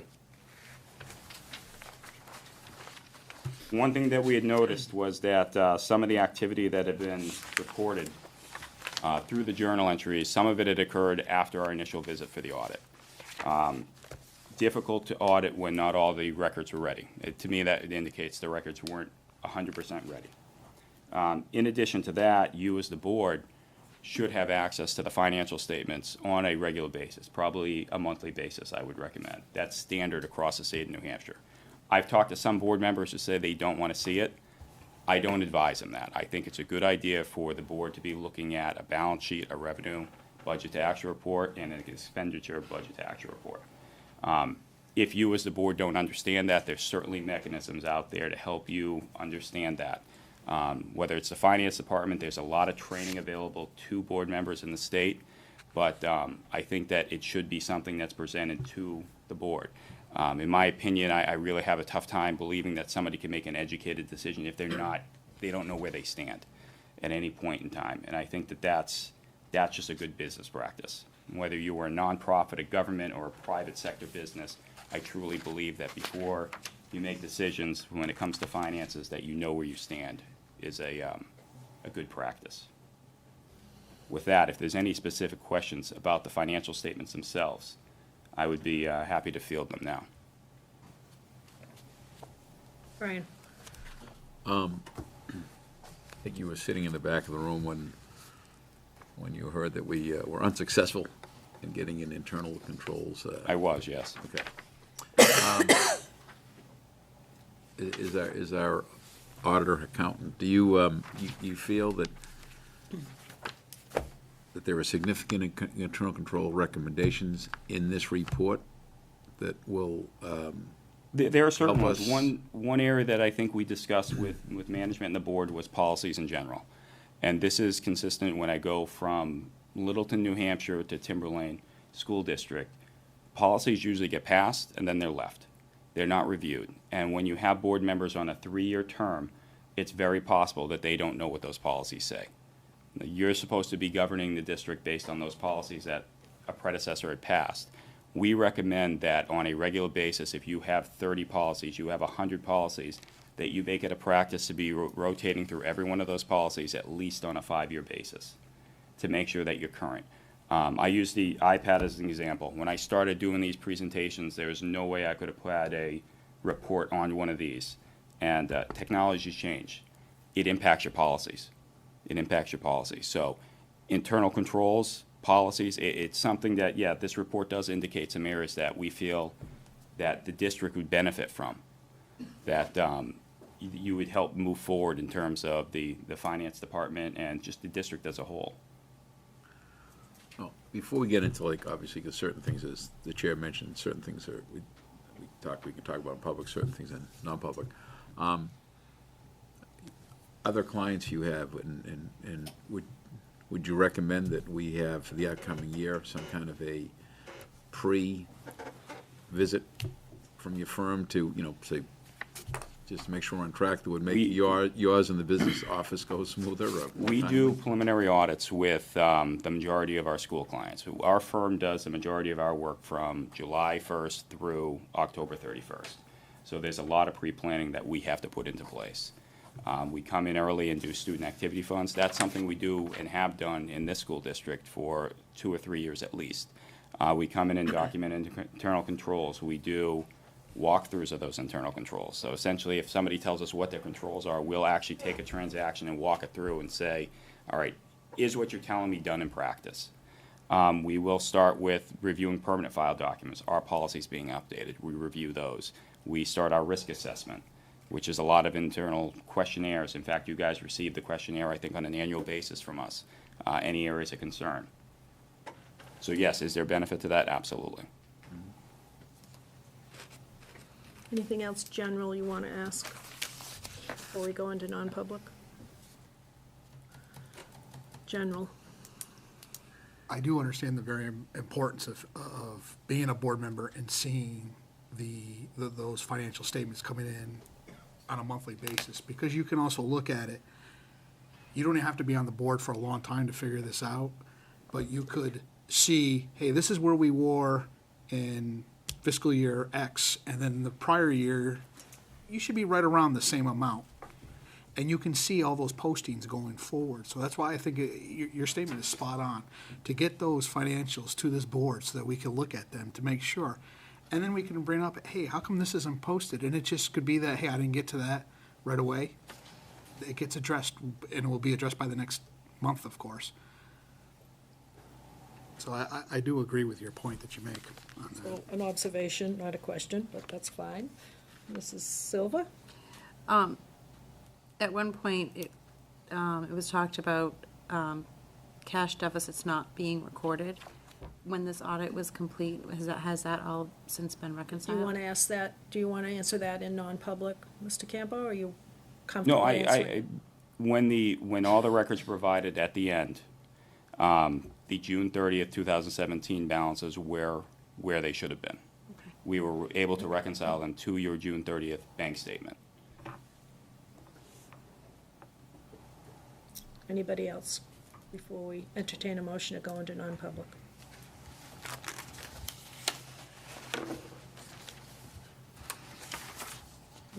I'm willing to entertain a motion to go into non-public under reputation.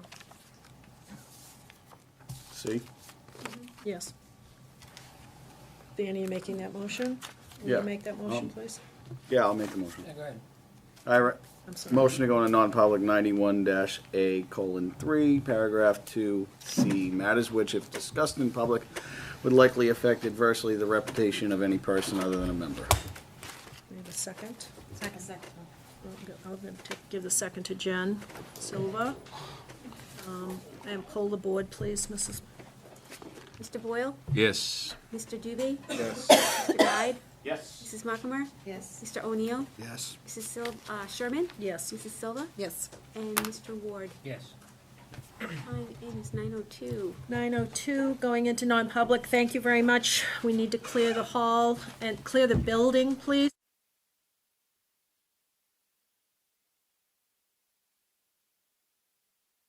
We are back in public session at 10:05 on June 21st. And I will announce to the public that Dan Guide motion to expend up to $20,000 from the budget surplus to employ a consultant to assist with the Timberlane bookkeeping. It was seconded by Lee Doobie, and the vote was 8-0-0. Moving on to administrators' report. Excellent. First, and Brian, again, mentioned this earlier, I'd like to thank Mike Flynn and Mitch Menzies and certainly the entire middle school staff. They took a tradition and brought it back to Timberlane of the entire 8th grade class celebrating together. The good thing was it was really well attended. The bad thing is it was really well attended. So I believe there was 278 students in the 8th grade, something like that, and I think everybody brought 10 people. So it really was incredible. They're well aware that, they got a new event, and they're going to build on that and work on that. So I appreciate the people that came, the parents, the grandparents, the friends, the family members, those sorts of things. Tremendous patience. We all squeezed into that gym. Several of you were there as well. Overflow went into the CAF. It was really great. In the class of 2022, this was like their first celebration together as the 8th grade class of 2018. And so we're going to look at some different things. And I encouraged Principal Flynn to reach out and solicit ideas. We talked about having it outside. We talked about having it not the same day as the high school graduation, of course, but after the high school graduation, maybe with a different kind of configuration outside and some different options. What they didn't want to do was limit people to 4 tickets, and I believe that was practice in the past. Yeah. In retrospect, It was for a reason. it was a reason. Parking, everybody come in one car, please. I mean, again, it was like Timberlane Strong in a sense, because it's just amazing. And when we have something, everybody comes. Parents come to their kids' things. And I go, if there's one thing that's probably one of the most valuable assets we have, it really is how unbelievable the parents support their kids. Whether it's open houses, whether it's back to school nights, whether it's fly up or fly, Fly over. fly down, fly over. Parents it's tremendous support. So again, thank you. I want to thank them. That was a beautiful event, and I know it will get better each year, and we'll build on that tradition. Secondly, we have a policy, and we've talked quite a bit on this. It's policy ILD. It's non-academic surveys. And so we've talked a little bit about the tripod and the background questions, but I bring you this to you this evening again. This board back in 2013 was very clear that they did not want our children participating in really highly invasive surveys or questionnaires or those sorts of things that was really identifiable, personal information, those sorts of things. So there's a law that you're all aware of, and one of the surveys is exempt from the law. It happens to be a survey that asks a lot of very personal, invasive kinds of questions, and that was the Youth Risk Behavior Survey, YRBS, and I sent the link to both the chair and vice chair today, and you certainly can look it up if you looked it up online. It's just something we've chosen not to do. And going back, there was a second survey out of the University of Michigan, which was very similar, and they sent us like $1,000 to do it, very similar. They ask a lot of questions about drugs, alcohol, sexual behaviors, access to weapons, all kinds of very, very personal questions. And again, the board at the time in 2013, they said, okay, well, what do we get from it? Well, we take the survey and we pass on the information, and it goes to another group, Department of Health and those sorts of things. So the commissioner had reached out. I indicated that we had a policy. I'm not in a place where I'm recommending the survey. I know I will say that our counselors that work for SOROC and those sorts of things, there was a time when there was grant money associated with, if you took the survey, perhaps you were eligible for grant money. That's not the case. So there aren't any incentives, I think we're well aware of the drug problem. We're well aware of many of the problems with youth today. We're working really hard on it. We've had forums. We've done a lot of work. But I'm looking for you to reaffirm or to consider reaffirming that position that we're not engaging in non-academic surveys. Opt in, opt out, we just really haven't done them.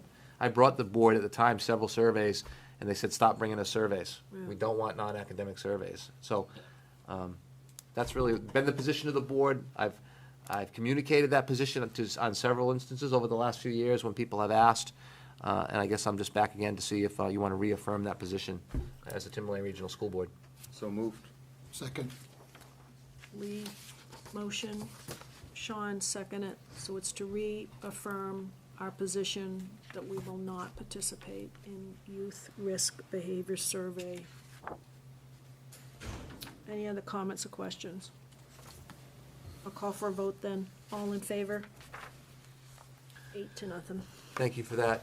We had several requests, obviously, high profile, some bullying situations, and some people had asked about the bullying forms. I know we posted these online, right? The bullying forms? No. You mean for the school board or for the public? I believe we.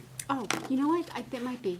Under I the believe we bullying made these thing. available to the public, but I know we wanted you to have them, Yeah, to I'm take a sorry. look at the process. Now, we can make this an agenda item in the future and kind of, I know I asked Mr. O'Neill last week, take a look at the TPAF, see what kind of information you get from that particular presentation, if that's not enough, and we need kind of a more in-depth kind of thing.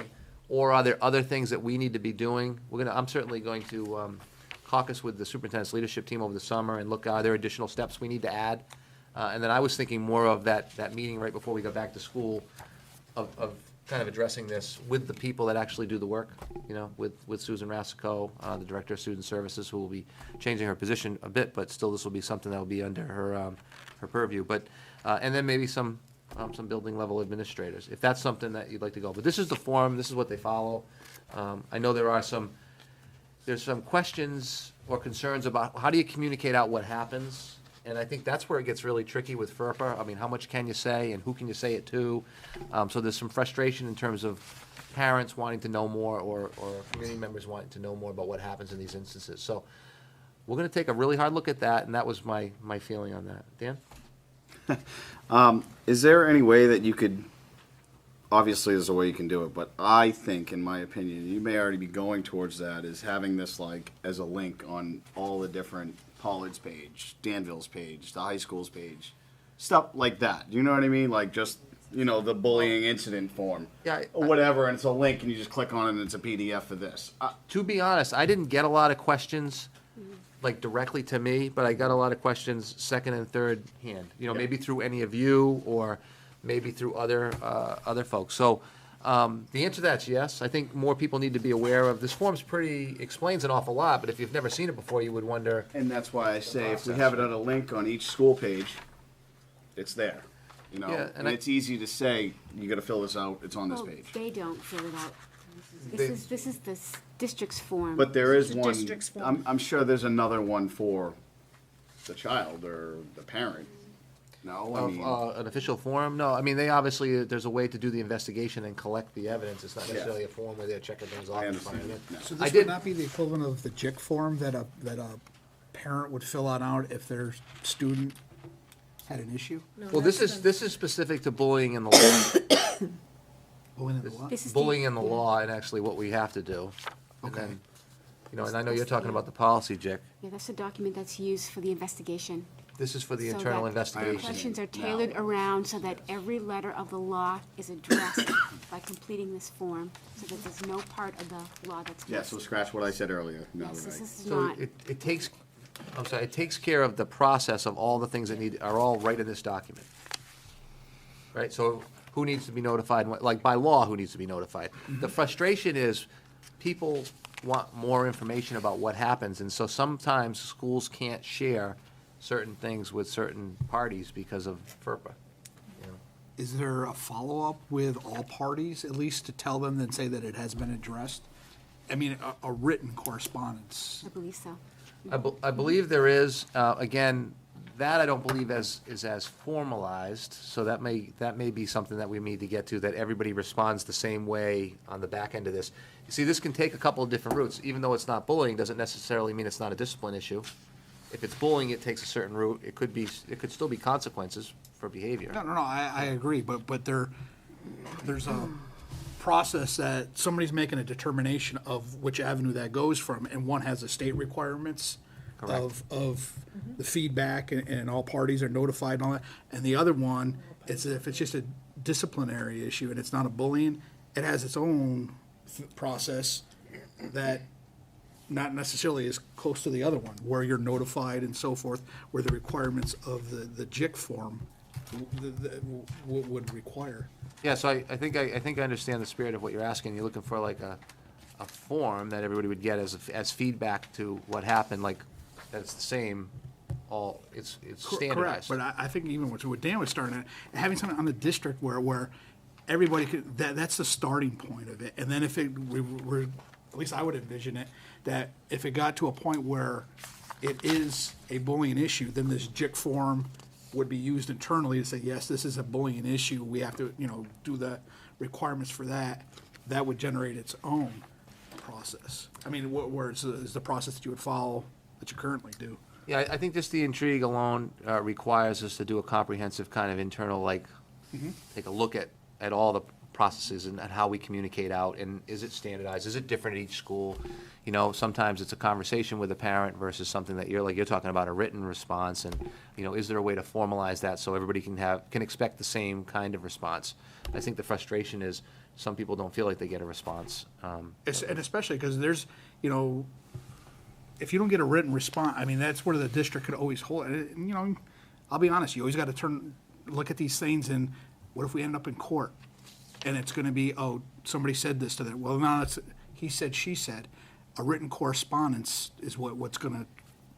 Yeah, I couldn't tell you that happens every time. I know it does happen, you know, and what, the spirit in which you're asking is to formalize it and make that practice, that's what everybody does every time. Yeah, but I Right, think, so- at least from what I can recall from my understanding and reading it, is that if it goes down where the JIC form is used, it is a requirement that they have to have a written Yeah, follow-up. there are certain things that happen that are required, and then, you know, but I get what you're saying, and that was, I think with the conversation I've had with several people, like, because I didn't get the complaints directly about, you know, I got them indirectly because of conversations that took place with board members or other people, to take a look at the way we're reporting out, because it's different everywhere, and then you leave an elementary school, go to the middle school, it's a different experience, you go to the high school, it's a different experience, and so, just try to look at it from a systemic standpoint, and looking at it from student services and communication with families. So I think Jen's been waiting, sorry. I think, okay. I do think this needs to be an agenda item, and I don't want to spend too much time on it, but it's interesting to me. So you can say and have said, you don't think there's a problem. You know I disagree with you, and I do think we do have a problem. Problem And with what? with No, that's not what what's we disagreed bullying, upon. what's not bullying, Oh.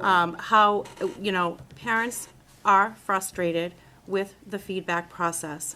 And I know I've said it to you, Sean, you just tried to touch upon it a little bit, but if somebody is reporting that they believe their child is being bullied, I think there needs to be that feedback, whichever avenue it goes down. They need to get that in writing, not just if it makes its way on this JIC form. Yeah, so I think a little out of context there about saying a problem or not a problem. What we disagreed on is your comments that we underreported or weren't reporting bullying, which is not accurate. I did not say that you're underreporting bullying. Well, I Our never said that we didn't have a problem. So, So when a reporter takes my words and summarizes them in a way that I did not say, when I look at a state report and I see 0 reports of bullying, I'm not understanding how we're going from parents saying, I believe my child is being bullied, to 0. There's something believing from point A to point Z. believing something is something that it's potentially not, doesn't necessarily make it that. And what I'm saying is just because you call something bullying and it goes through an investigative place by law and reported exactly how we're supposed to do it, and it's determined not to be bullying, and you don't like the outcome, doesn't make it bullying, Jen. Right, but parents need to get that feedback either way. They need well- that documentation either way. Like I said, they communicate with parents. I said I couldn't guarantee that everybody got a written one. I know when it has to be in writing, they get it in writing. I know phone calls are made. I know there are lots of different ways to communicate. But that's where the miscommunication comes. No, of course it does. I acknowledged that earlier. I said to Sean's point of looking for some way that's a systemic or systematic way so the reporting is the same. It's hard though. You have different schools. You know, So you have different people. They I do think things the differently. TPAF on that was fine about, I think the JIC policy is fine. That is pretty much to the letter of the law. The TPAF talked about bullying in context of the law, but what we're missing is the procedural piece of it. And Well, we don't do procedure, but we No, certainly but- would want to hear procedure. But it's still, That's fine. that's still very important, I think, for parents to understand when they're feeling that their child is being bullied. Well, So- the teachers were just here saying that they wanted somebody in charge of discipline. So, And we just reduced the number of administrators Yeah. and increased people's workload. But it was So- also consistency. all right, stop, all right. No, Jen's you- suggesting that it become on an agenda Yes. item. I have that, you have that on the action list, Kathy. I do. Absolutely. Sarah had already Yeah, I was spoken just of gonna say that. That was basically all I was looking for when I asked and I sent you that email, was just to better understand the procedure and ultimately when or how at the very end, if the school board gets involved as a legislative, a hearing body and that sort I of think thing. if we as board members better understand the procedure, Mm-hmm. when we're asked a specific question, we can help, Yeah, when we understand, we can teach Right. out, so. and that's what I was asking in Put it that on the email. agenda and absolutely. Yeah, so what we'll do is we'll caucus in the summer, we'll take a look at what we do, and if there are, and then we'll report out, kind of either, there may be no changes, we'll report out exactly what we do. I mean, I can say things tonight, and then I'll hear from principals tomorrow, like, We do that. Well, they all do it just a little different. It's about style, and it's about the parents, and it's about who they work with, and, you know, some parents are more reasonable, and you can work with them, and some aren't so reasonable. And, you know, that's part of helping solve a problem when you have kids being mean to each other. When the parents aren't helpful, it makes it very difficult for the school to solve those issues. So I can tell you the schools are working really hard on it. You know, it's very challenging. You know, kids can be mean. Social media doesn't help. Don't have the best role models sometimes for adults. And, you know, we'll work at it. But that's the plan moving forward. So we'll look forward to that in our late August or early September meeting, whenever our team is ready to make that presentation. Thank you. Finally, last thing on my report, summer projects list. I know you approved some projects out of the 17-18 budget, but we also have the 2019 projects. Those are in the board packets. Actions needed to move forward with them. Only project paid from the 2018 budget were approved at the last meeting. So we have summer projects, but we have some funding issues because of where money is. So Tom's here, Mr. Geary, I'm sorry, come on up. And you can take a look at it, because I can't bring these to you at the third weekend of August and ask you if we can do the summer projects, right? Summer's over. Yeah, So- anything. So you've got a list in our packet of where we're at this point. So if I may, on the sheet you have in front of you, I broke it down into two sections. The top, I consider time sensitive. That's where I would look for action tonight, so we can get contracts bought out for the summer, so we can get the work accomplished. Below is reference to the last meeting. There were a total of three or four design projects, and I figure we can put those on the back burner until the end of summer, because those aren't as time sensitive. As I alluded last meeting, that we would be in the design phase, and then maybe at the end of the year, if the funds were available, we would So move you could forward with some of those design, jobs. but not do things to the end of the year Correct. if there was money. Yeah, because right now, there wouldn't be any time to replace a roof, to replace Just be designs. glazing systems, things like that, so. The top are the projects we wanted to move forward and complete before school opens back up. Danny? Okay, I'm not being a stickler about this, but no other school has a lighted sign, an LED sign. Correct. 10 grand. $10,000 would not pay for an LED sign. What are you doing for 10 grand? $10,000 would install a sign that's typical to every other elementary school that you see throughout our district. So it's just a basic letterboard sign. I believe you're moving it too, correct? So it's And a this whole would be new also, location. yeah, Well, yeah, correct. it's- Part I knew that. Part of the scope would be to better define the entrance to the campus at Sandown Central. Jen, question? Yeah, just, I know Brian had mentioned the design, so these dollar amounts are just for the design, and Brian, correct me if I'm not remembering your statements about this, but, so we're looking for them to do a design, but not the work, so then the work is gonna be additional. Is there any cost savings to having somebody do the design with the work, rather than doing it in two pieces? I don't feel that's the best practice to do some of these projects. Having an architect on board is having another set of eyes to make sure that what we install is going to last for the duration of the building. For a roof, but we're looking for a roof to last for the duration of a building? A roof is a 25 to 35-year investment, so I think sometimes if you spend $15,000 for the design, it's money well spent. Architects make sure that everything is up to code, and they will sign off at the end when it's installed to make sure it's according But the to roofs code are and already manufacturing. there. Yeah, there's a roof, but it needs to be repaired or So we need replaced. to redesign. Different style. Different roof for it. style, kind roof. of, Yep. so that's from the So at CIP stuff. the Atkinson Academy and the middle school, right now it's a ballasted roof, tar and gravel with tar and gravel roof. We're going to a rubber membrane to match the rest of the building. But he's not asking for the money for that. So we would want an architectural services to spend some time designing the details on those roofs. Danny? So I have two things. One is, did you say there was a money problem where I thought we had all 500 grand in capital? So we don't have a money. The location of the money isn't the problem. No, these projects we're doing, unless there's some objection, we would take your comments under advisement. I mean, so that's kind of where we're at. I just Right. wanted you to be aware of what projects we were. Oh, so you didn't even need a motion?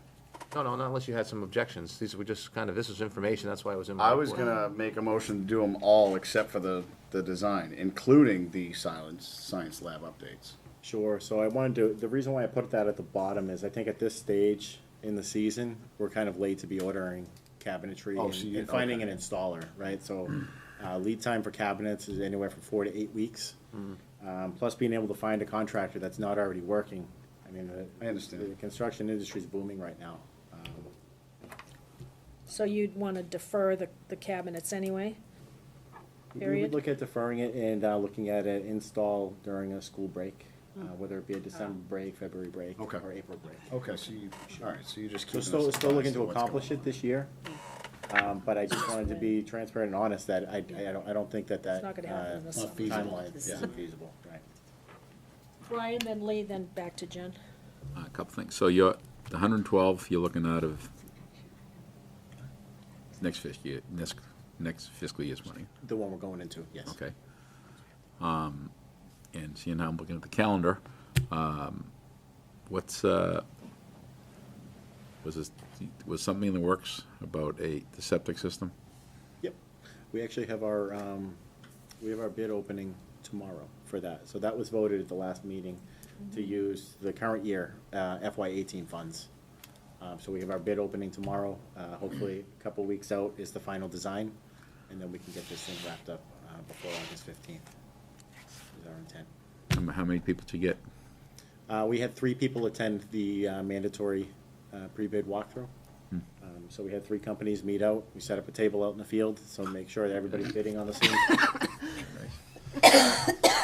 I'm sure you can appreciate not laying plans out on the hood of somebody's truck, right? Nice. So I think you're gonna have food either. we wanted to make sure that everybody's, bidding apples to apples. Nice. And that we're all on the same page. Lee? So these are marked as time sensitive just because you want to get them done before the start of the next school year. That's correct. Jen? So the science lab updates, would the cabinets be the only thing that would be on hold until maybe a break, but the rest of the, whatever else is happening in the room will be done before the kids go back? Well, I know last time we talked, I think you mentioned ceilings, right? So that's something that's easy to get in and repair. And over I the don't know summer. all the, I'm guessing in my head, one of the rooms Yep, that, yep. Some electrical work. Yeah, because they move I've seen the updated ones, so it's not something they can piecemeal. They need to wait They're until gonna they do it wait all and do it together. all at once, I would bet. Yeah, anything that's unsafe, obviously, we're not gonna open school, Right. in that condition, so. Anything else? Let me just state the obvious, just because I don't want people to be confused again. So there's projects going on in the summer. I know you all know this, but this is probably for the public.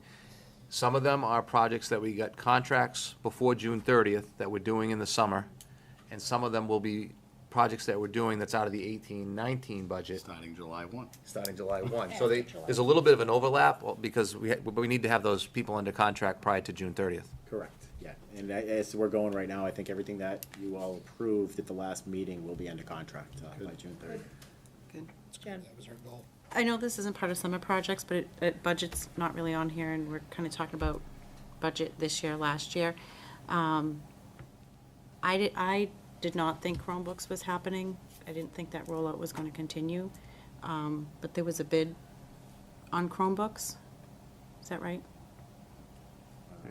Yeah, I believe they found money in this year's budget, So that's this year's. out of the technology, in the technology budget. Am I Okay. correct?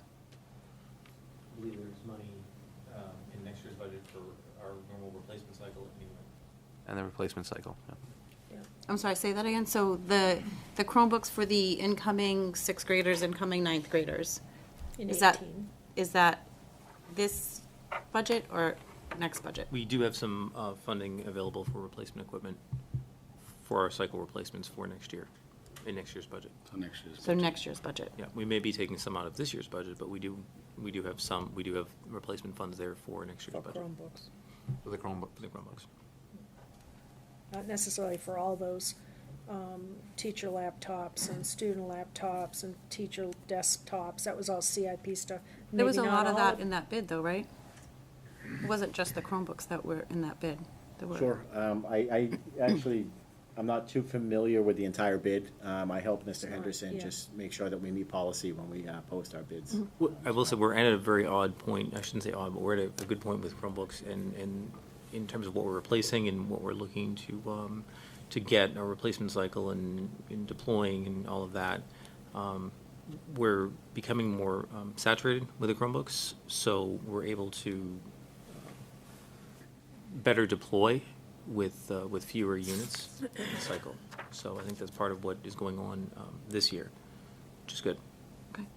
And you all will, at some point, will sit down and hopefully you'll be able to approve what the final budget will be. At the end of the day, though, that's capital, and that's not going to be going anywhere else. But I'm not as concerned if that were in a supply line. I'd be concerned, we're looking to move that to salaries, what are we looking to do? It's there. All right. Thank you. Anything else on this? We all set then? Yeah. Okay. Thank you, sir. Thank you very much. Thank you. Okay, is that administrative personnel? Personnel report. Again, thank you for your unanimous support of our administrative reorganization. I think some of what you've heard tonight in terms of how we're gonna go about managing curriculum and then how we're gonna go about managing the building in terms of student discipline and special ed and those sorts of things are being addressed through this reorganization. So I'm proud to bring to you two new administrators. Both have been with us for a little bit of time. You may know them personally. They've both done great jobs in their previous roles. So for the high school assistant principal, I'm recommending Tim Brown. And for the middle school assistant principal, Megan Kokler.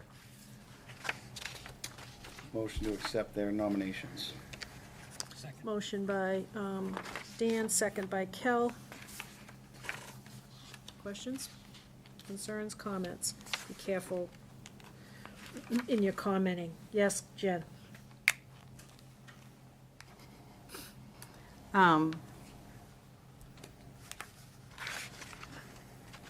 Nope. I'll pass.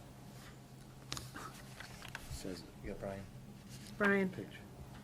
I have a question, but unfortunately, I think I think the question has to be asked in non-public. It kills me to do this at 10:30, but You want to go into non-public? I have to ask. Okay, like, yeah, right, so I make a think we have to ask motion, we'll do question. it. Motion's made to go into non-public. Is there a second? I'll second that. Sean's seconding it. Pull the board, Mrs.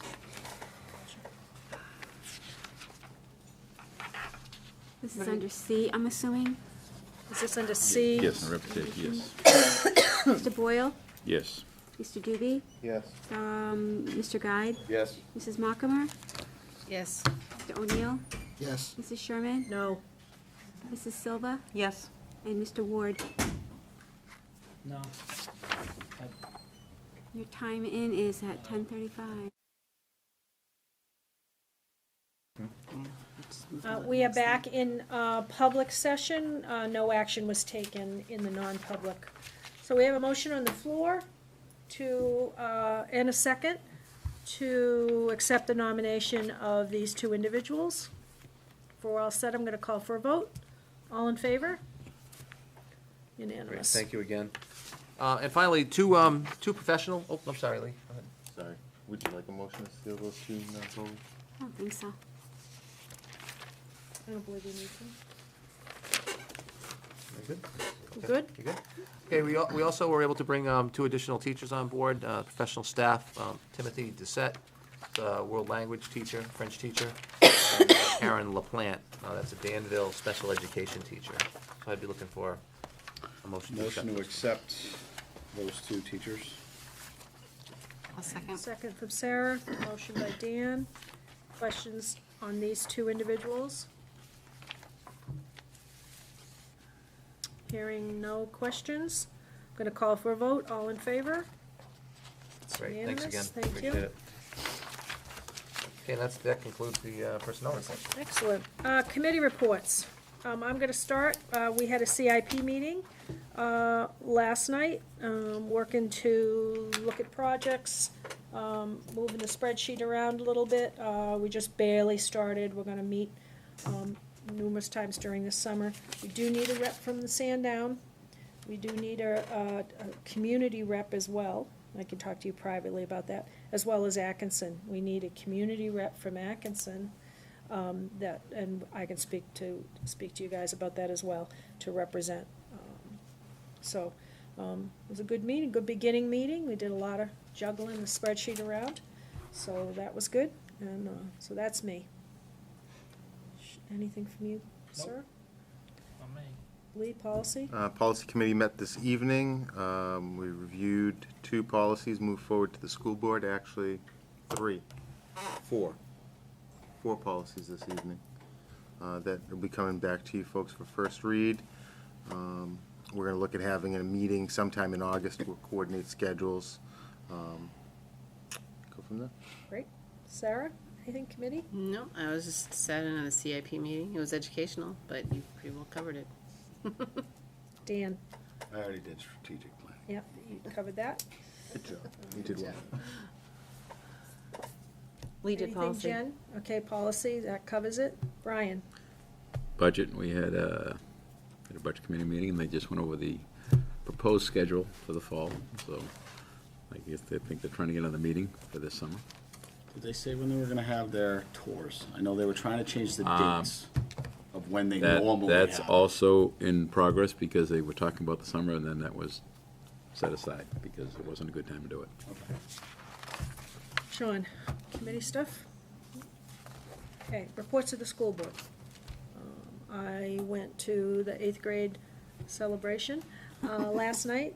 It was a lot of people, a lot of happy kids, a lot of happy families. It was really good to see a young Nick guide up in front singing the national anthem, and the big smile on his face reminded me of a young Danny guide, so nice to see him. Not singing. That didn't happen.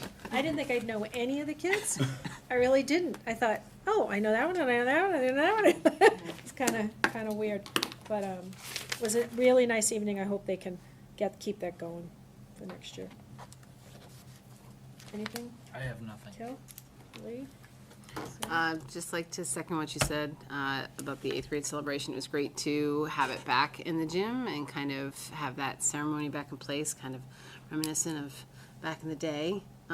There was so many people there. It was amazing. And it was great to just see so many kids that I knew, and I was able to reach out to their parents because I graduated with their parents and be like, congratulations to, such and such. And it was just a nice evening.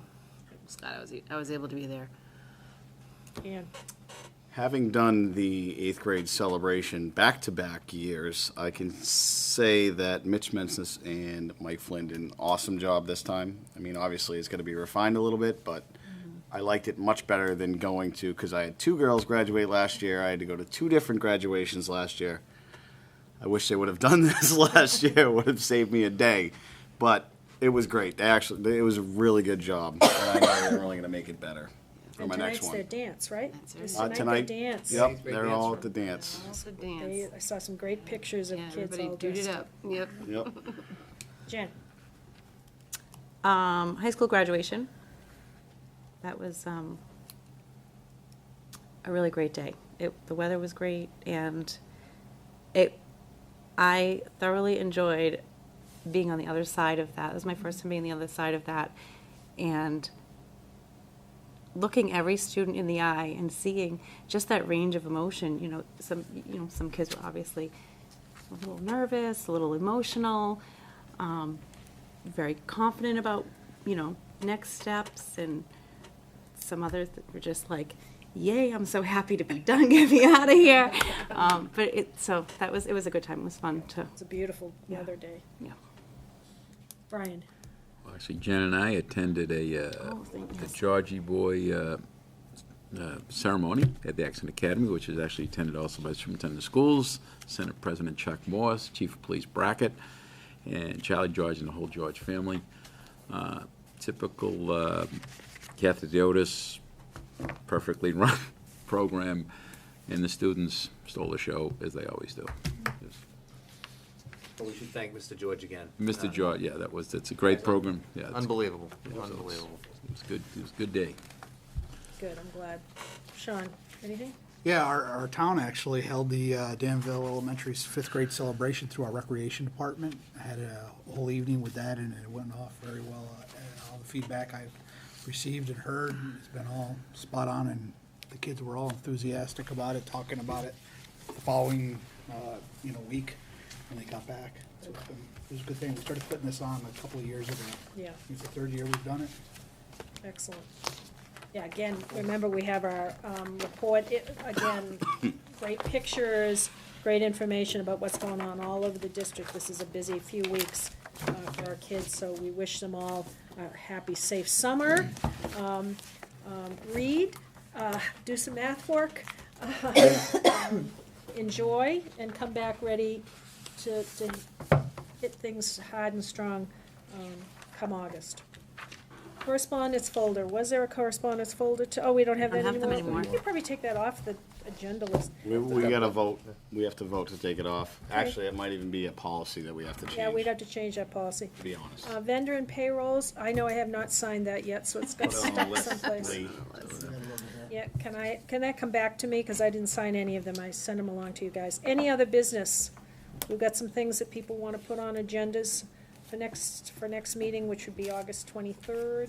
I would actually like for other business actually to address our meetings for our next meeting. I would like to actually propose that we meet over the summer. I agree, at least one meeting would be great. How do people feel about that?